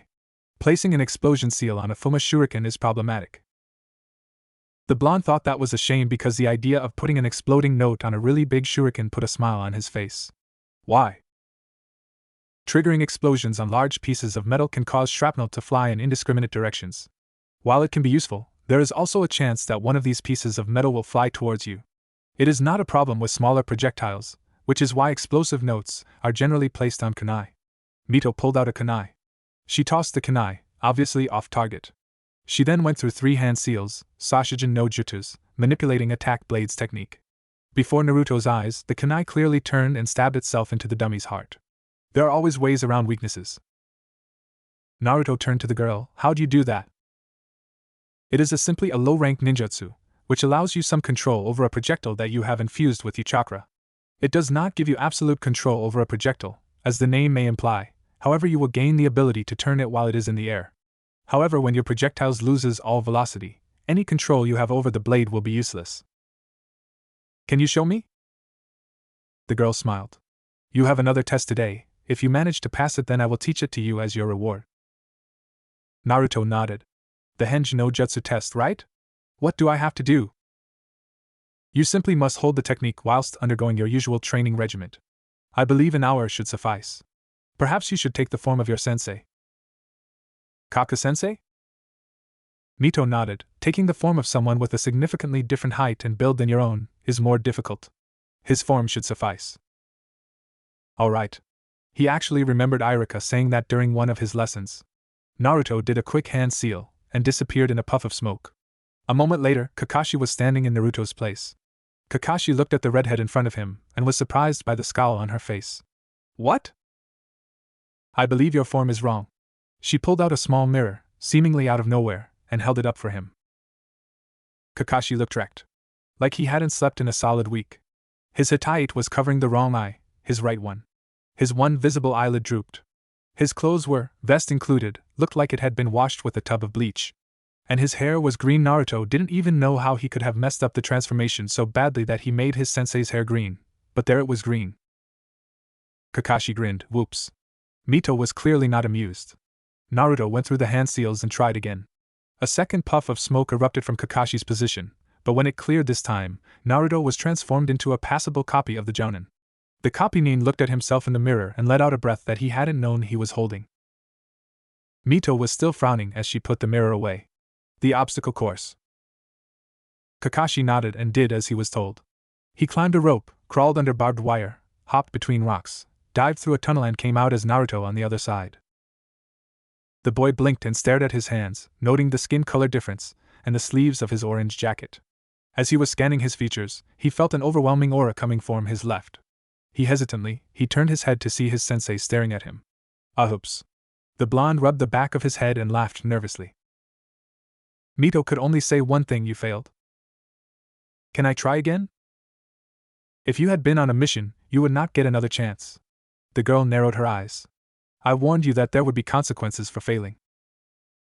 Naruto began to sweat. What are they? Mito had never, officially, taken up students, though she had had a hand in training quite a few students over the years. Most would speak positively of the results. Mito always carried certain expectations whenever she designed a training regiment. Most would consider Mito's expectations to be quite reasonable. However, if one of her trainees failed to meet those expectations, she was quick to imagine up a make-up exam. One that bordered on cruel and unusual. 1 hour later, Naruto in the changing room of the women's side of the hot springs. The boy in question was hinged into a young black-haired girl, which he made sure bore no resemblance to the real him. You want me to take a bath in the girl's side of the hot springs? Mito nodded, still giving him an intense look. You told me that the pain has subsided. That means that your failure was caused, not by poor chakra control, but from lack of concentration. It will be a good lesson. But that doesn't explain why I gotta take that lesson at the hot springs. Incentive, Mito replied. That day we met at the springs, I noted that there was a special for kunoichis on Fridays. Naruto's eyes widened. I imagine quite a few of the village's female ninja population will be enjoying the baths today. Mito's eyes narrowed. I can also imagine that they will be quite displeased if they found a boy attempting to hide amongst them. The boy or girl or the whatever groaned at the memory. Arguing with Mito had been useless. By the end she only had to ask if he would disobey her orders and he folded. The worst part was, she swore that she would abandon him to his fate if he were caught. For his final argument he asked if she didn't consider bringing him into the baths with a bunch of naked women to be immoral. Mito nodded. A fair point. Naruto let out a sigh of relief. You will pretend to be blind and keep your eyes closed. Naruto slapped his forehead.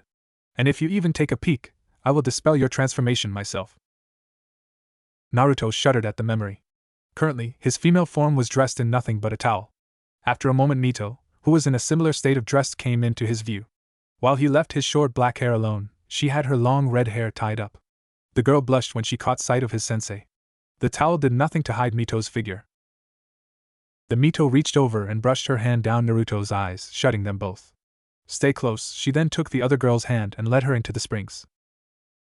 Naruto just concentrated on keeping his hinge.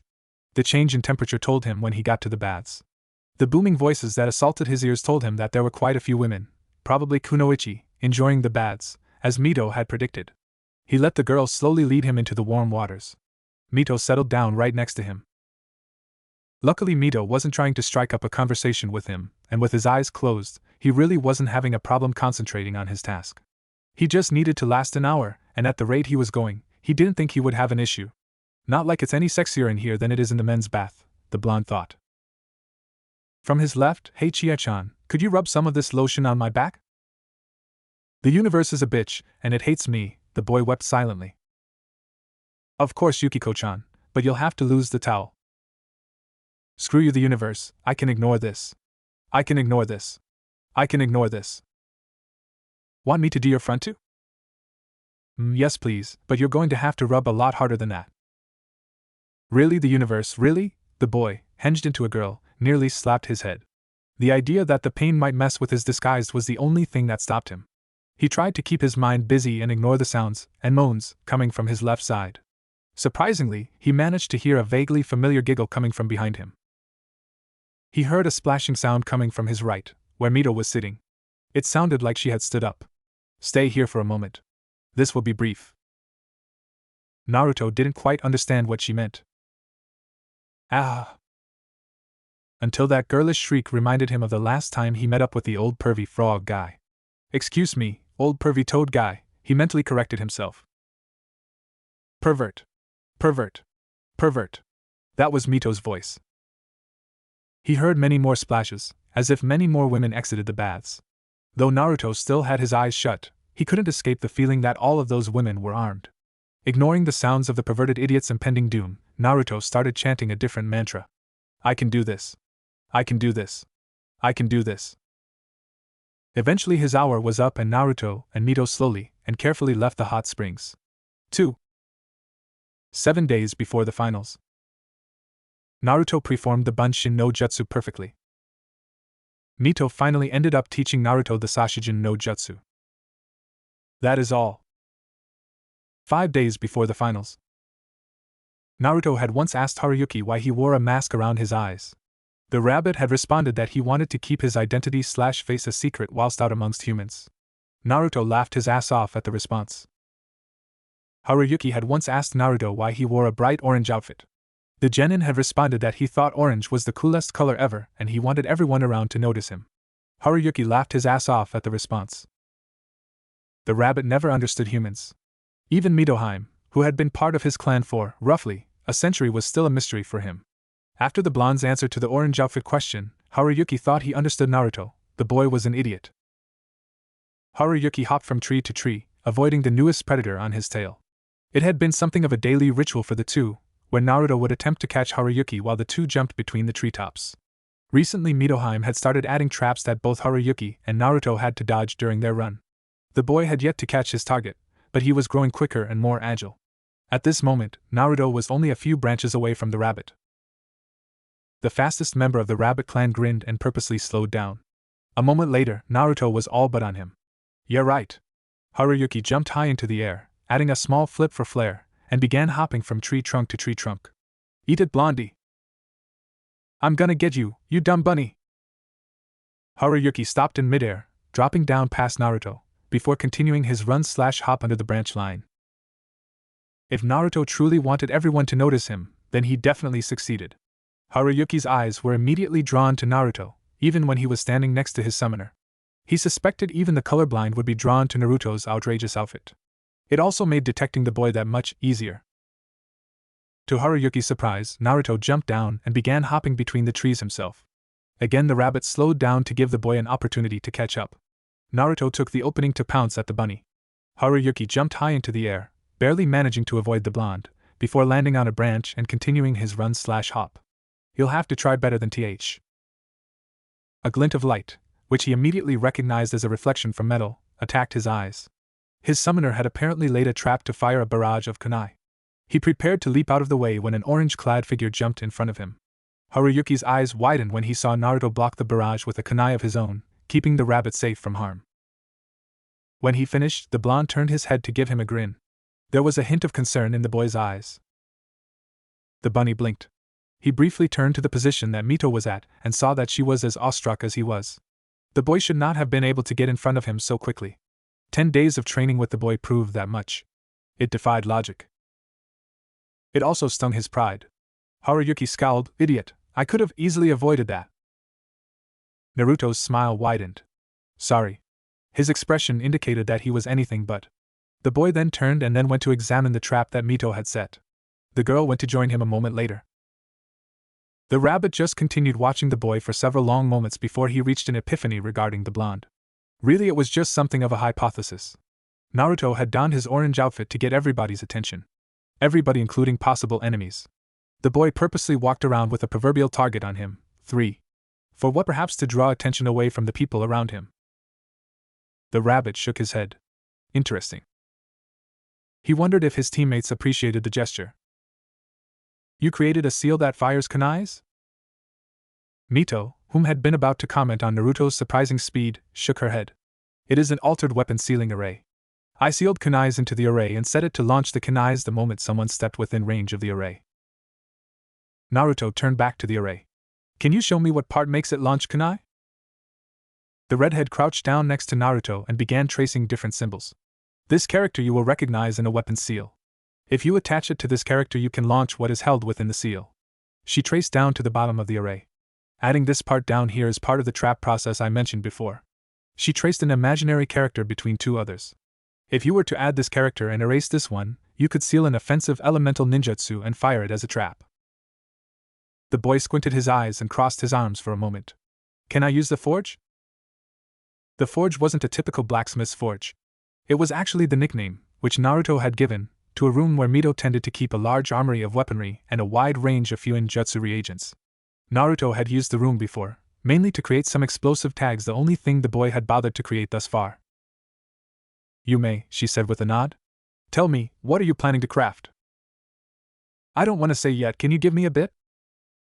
Though her curiosity was piqued, she decided to respect the boy's wishes. As she watched the boy leave, Haruyuki walked up beside her. So am I done? So it would seem. She knelt down to rub his head. Please give my best to Kuroyukim. After the rabbit disappeared, she walked back inside the house. Hiruzen had another security seal that he had wanted her to look at, and she figured she now had the free time to do so. Besides, keeping her mind busy would be a good way to keep herself from wondering what Naruto was working on. She ended up sitting inside what had become her study over the last few weeks. Which is when she started sensing Naruto's chakra. Mito wasn't a sensor type. The only way she should have been able to sense what Naruto was doing was either if he was using a jutsu right next to, which he wasn't, or he was using a humongous amount of chakra. That didn't help her curiosity at all. While she was busy contemplating whether the seals on the compound's walls could hide Naruto's chakra output from the rest of the village, the boy in question entered the room she was studying in. Naruto-kun, how did your new idea go? Naruto answered with a grin. The girl in question frowned at the boy's answer. I don't want to say just yet. Mito opened to her mouth say something, but stopped when she felt another spike of churka coming from the forge. If you don't mind, I want to keep it a surprise for the finals. Since I'm pretty sure no one has done it before, I also want to be the one to name it. Naruto ran his hand through his hair, something really badass, and with the name Uzumaki in it. Mito frowned at the boy's answer, but eventually nodded. If you wish to keep it a secret, I will not press you to tell me. However, she turned towards the direction she felt the chakra coming from. May I ask what is happening in that room? Naruto continued grinning. I got some boys working on something. The redhead narrowed her eyes. Shadow clones? The blonde nodded before turning around. I'm gonna go train some more. Mito frowned and tried to concentrate on the notes she had been going through. Though she was serious when she said she would respect the boy's request, she knew she would have trouble concentrating until he revealed his secret. In the end, the redhead could only sigh. 2 days before the finals. Mito woke up at the crack of dawn like she did every morning. She went through her quick routine, which ended with her getting dressed in her usual training outfit. She walked out of her room and went to wake Naruto up. To her shock, Naruto was not in his room. She took a quick walk around the house. When she walked by the kitchen, she noticed some already washed dishes sitting in the drying rack next to the sink. Today marked the first day, since they first started their training, that Naruto had gotten up earlier than she had. The redhead turned to walk to the front door. She half expected to find Naruto training with a clone, like she sometimes found him. She opened and walked through the doorway, but didn't see the blonde. She took a few steps outside to look for the boy. She heard a strange whistling sound she had come to associate with metal cutting through the air. The girl tensed up and turned her head to see an object flying through the air. Though she had calculated the trajectory, she still flinched when a kunai, with an orange tassel, embedded itself into the ground right next to her. Mito smiled and looked up to the top of the sequoia to find Naruto lounging on one of the branches near the top. Though she doubted he would hear her, the girl made a show of clapping her hands. Up in the tree, Naruto cupped his hand next to his mouth and called down. More weight! For he wasn't sure if she heard him and he silently hoped that she didn't take him seriously if she had. However, Naruto leaned back against the tree and sighed. Niji team is going down. Far away, Jiraiya was lounging around still bored. And Omake, assholes with summoning jutsu. A/N, created after watching too much Robot Chicken which I don't own. The 4 members of Team 7 were having a minor training exercise in the forest. It was essentially the bell test all over again. Naruto, though slightly embarrassed by his posture, was bent over a log waiting. Predictably, Kakashi appeared right behind him, holding the Tora seal. Senin Goroshi. Kuchiyos no Jutsu. Before Kakashi's attack could connect, Sasuke appeared right behind him and took the hit, sending the Uchiha flying. Both Naruto and Kakashi watched on in amusement. Naruto then turned towards the metaphorical screen and did his best nice guy pose. Assholes with summoning jutsu. Naruto just happened to be walking by the Hokage's office when he spotted Jiraiya, Tsunade, and Shizen. All three of them had their backs turned to him. Naruto walked up to the tree. Naruto licked the palm of his right hand and then smacked blonde woman across the ass as hard as he could. The resounding smack immediately got the attention of the woman's two companions. They both turned to look at the boy in growing horror. Naruto just gave them a cheeky grin. Tsunade, ki flaring, slowly turned towards Naruto, a look of murder in her eyes. Jiraiya would have flashed the boy a thumbs up, but was far too nervous to do so. Shizen silently prayed that the boy's death was swift and painless, though she had to admit that it was probably well deserved. The legendary medic Nin cocked her fist back and aimed a chakra-enhanced fist at the boy's head. Kuchiyos no Jutsu. Just then, Sasuke appeared between him and Tsunade. Everyone in the room watched as Tsunade's fist made contact with the boy, sending the Uchiha flying through a wall.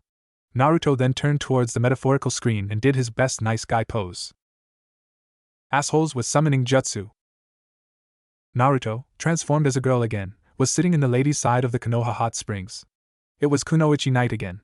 It seemed that he was sharing the baths with at least 5 dozen kunoichi. Kuchiyos no Jutsu.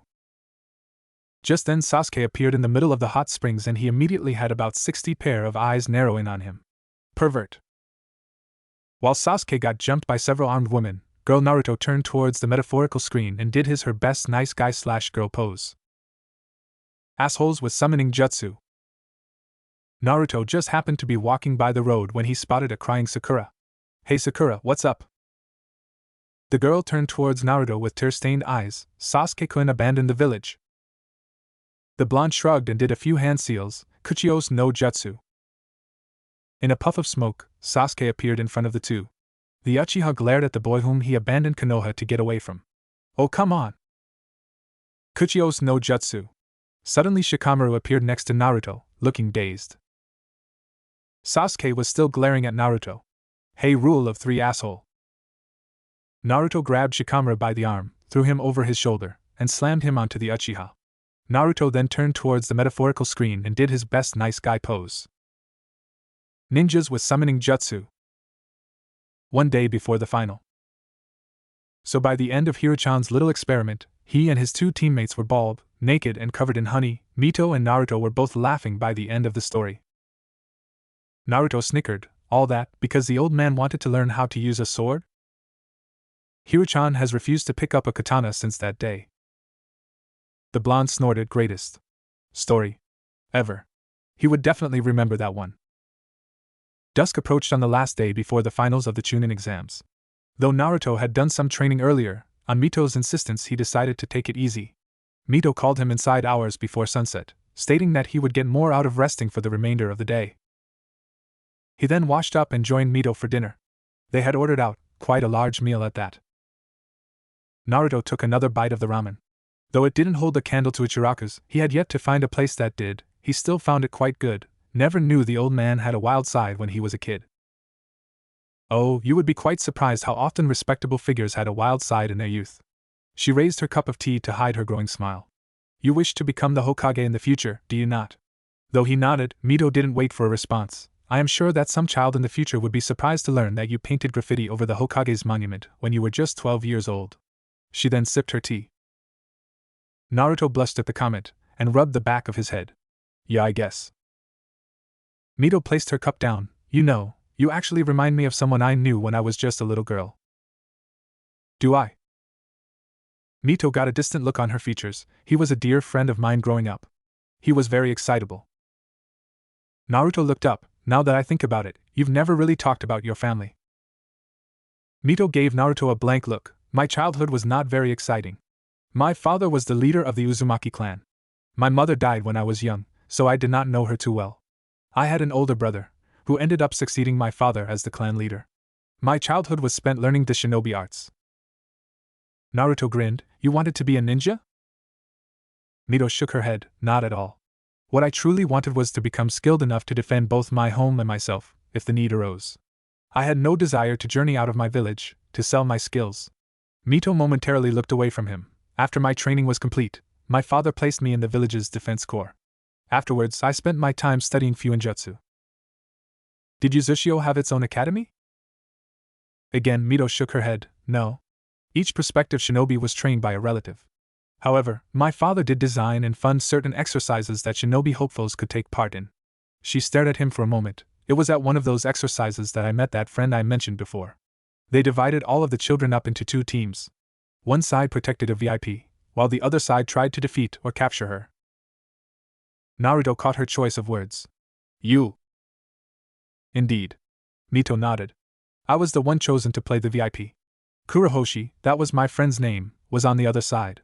My group was forced to stay in the open, while Kurohoshi's team were advised to stick to the shadows. Mito smiled and tried to suppress her laughter. Instead, Kurohoshi climbed to the highest building in the area, yelled out his name, and declared that he would defeat me. That time, Mito did giggle as the memory played in her head. Her guards, the other students, were on him in moments. However, she had been so awestruck by his bravado that she elected to fight him herself. The match had been painfully, for Kurohoshi, short. Naruto thought back to Kakashi's bell test. Yeah, that sounds like something I would do. Mito's silent giggle turned into loud laughter. Naruto soon joined in as well. It took her a while, but Mito finally managed to regain control of her laughter. I believe we are supposed to be talking strategy. Her comments sobered him up. Your first opponent is the Hyuga.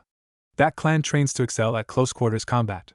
Your best chance would be to keep him at a distance. Naruto shrugged as he downed another rice ball. I'm not worried, I know how to deal with him. Mito frowned. Success was the line between pride and arrogance. She wasn't quite sure which side Naruto would fall under. May I ask? Naruto grinned. It's a secret. Your mystery weapon then? The boy's grin widened. Mito sighed. Though not your immediate concern, I do believe that this Sabaka no Gaara is going to be your most dangerous opponent. Naruto sighed at the thought of Gaara. Yeah, has this sand defense thing that blocks every attack that tries to hit him. Fuzzy brows could barely touch him. He then flashed her a foxy grin. I'm thinking of hitting him with 208 exploding kunekindo. Wanna see if he can block that. Mito shuddered at the number. She wasn't entirely comfortable with Naruto, or really anyone, carrying around that kind of arsenal. There are methods to defeat a Jinchuriki using Fuinjutsu, however the techniques are far too advanced for you to learn yet. The blonde shrugged. No big deal. I'm just psyche that I got the chance to show everyone that the Uzumaki clan is still badass. The redhead's eyes widened at the comment. She smiled after a moment though. Naruto, I could not help but notice that your outfit is in tatters. Naruto walked back into the room in a completely different outfit. His orange jacket was replaced with a red, sleeveless, high-collared jacket. His orange pants and blue shinobi sandals were replaced with black-colored ones. He also wore a pair of black, fingerless gloves. A spiral design was on the back of his jacket and gloves, black on the jacket and red on the gloves. His hataite was still wrapped around his forehead. 1. Mito examined the boy closely. When we first moved in here, I happened to find one of our clan's old uniforms in storage. I gave it to a tailor and asked him to alter it to your size. Naruto was still looking himself over. So this is one of our clan's uniforms? Mito pursed her lips. Not exactly. The tailor took an artistic liberty and turned it into what you are wearing now. Just as well, I suppose. I do not believe Uzushio's heavy armor would have been much use to you. Certainly not against your first opponent, and unlikely against the others. She caught Naruto's eyes. Tell me, how do you like it? Looks cool and it's super light too. But Naruto blushed. It's not orange. Mito bit back a snort. In a gentle tone, forgive me, but I did not take your favorite color in mind when I commissioned that outfit. She got a distant look in her eyes. Red and black are common colors of our village's shinobi force. She gestured towards herself. Mito was wearing a black top with a plaid red and black skirt, the same outfit Naruto had seen her wear when he first met her. My own attire reflects that tradition, call it a sense of nationalism, if you will. Naruto grew nervous. Didn't the first Hokage wear a red and black outfit? Mito frowned. Though his clan used similar armor, his was actually a gift from our clan, for our engagement. I specifically asked for those specifics color. His brother's armor was also a gift from us, though I asked for Tobarama's to be blue. Oh, is blue your favorite color something? No, quite the opposite actually. Naruto resisted the urge to laugh. Mito hadn't hidden her dislike of Tobaramina by a long shot. The redhead gave him a slight nod. Tomorrow, you will be judged on many factors, not just on your combat skills. Going into a battle with ripped clothing will not look well on you. Simply wearing that clothing will give you a better chance at being promoted, so please bear with it. Naruto's eyes widened and his face paled. And no, I didn't mean to sound ungrateful, because I really do like it. I was just mentioning I didn't realize that red and black were clan colors. Common colors, Mito corrected. Unless you were part of our leader's personal guard, our clan did not actually have a dress code. I thought you could make use of it. I am, in no way, prohibiting you from wearing orange if you wish to do so. The blonde shrugged. Honestly, I kinda like it though.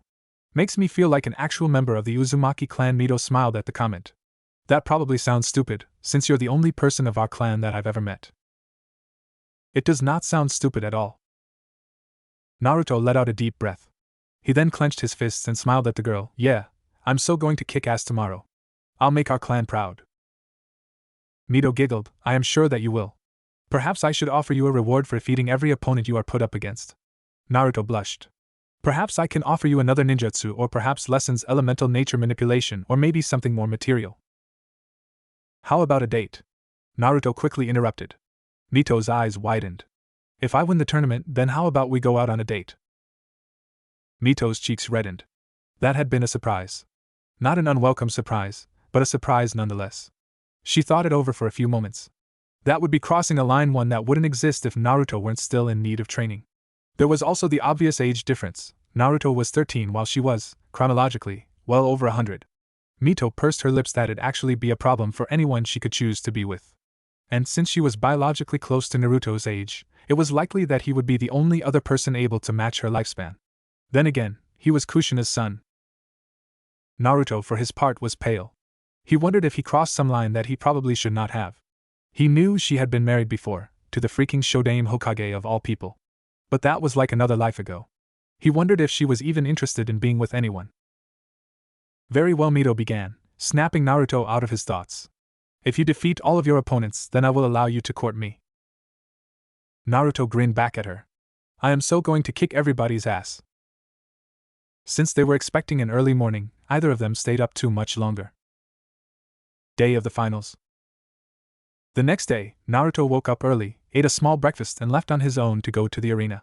He was ushered into a room that contained most of the other contestants. Gaara was standing in the corner. Gaara's siblings/teammates, Temari and Kankuro, were standing a few feet away from their younger brother.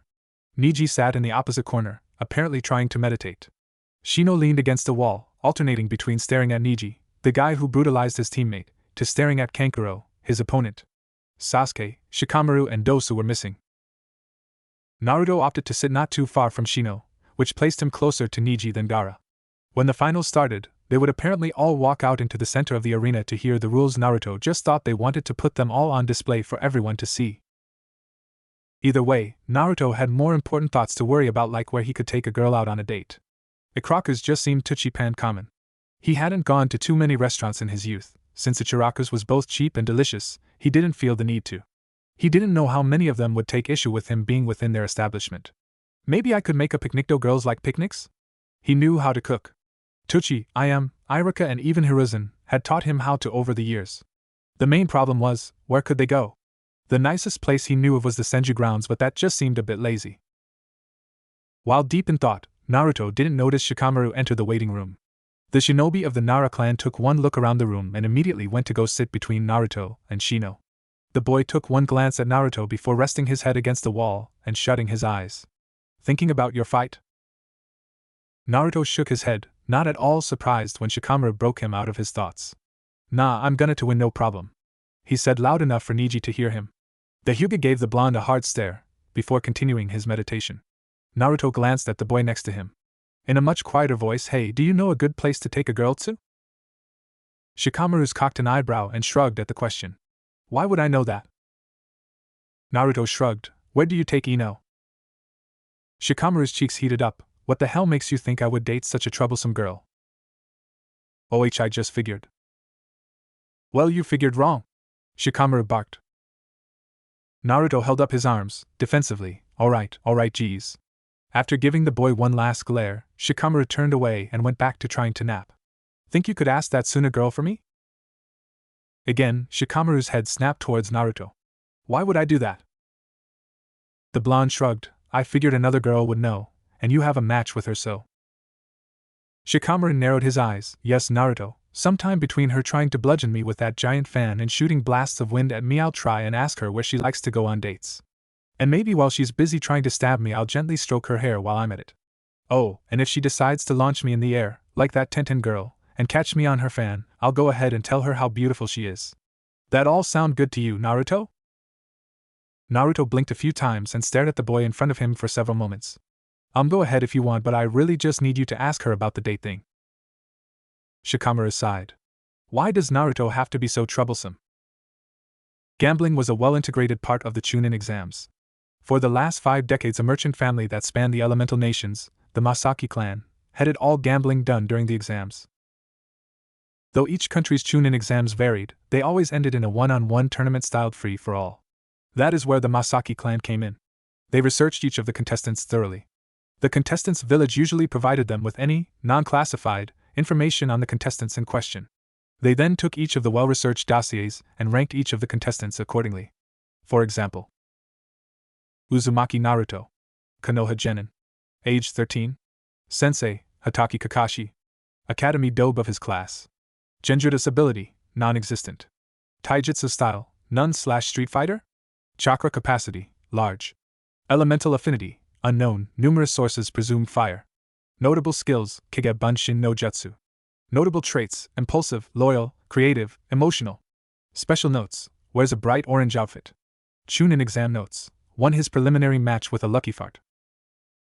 Compared to Hyuga Niji, Konoha Genin, age 14, Sensei Mito Guy, Academy Rookie of the Year of his class, Genjutsu ability, unknown, presumed immunity, Taijutsu style, Juken, Chakra capacity, large, Elemental affinity, reportedly, earth, blood limit Byakugan, notable skills, Juken, notable traits, arrogant, ruthless, intelligent, special notes, hailed as a prodigy in his own clan, Chunin exam notes, won his preliminary match with overwhelming force.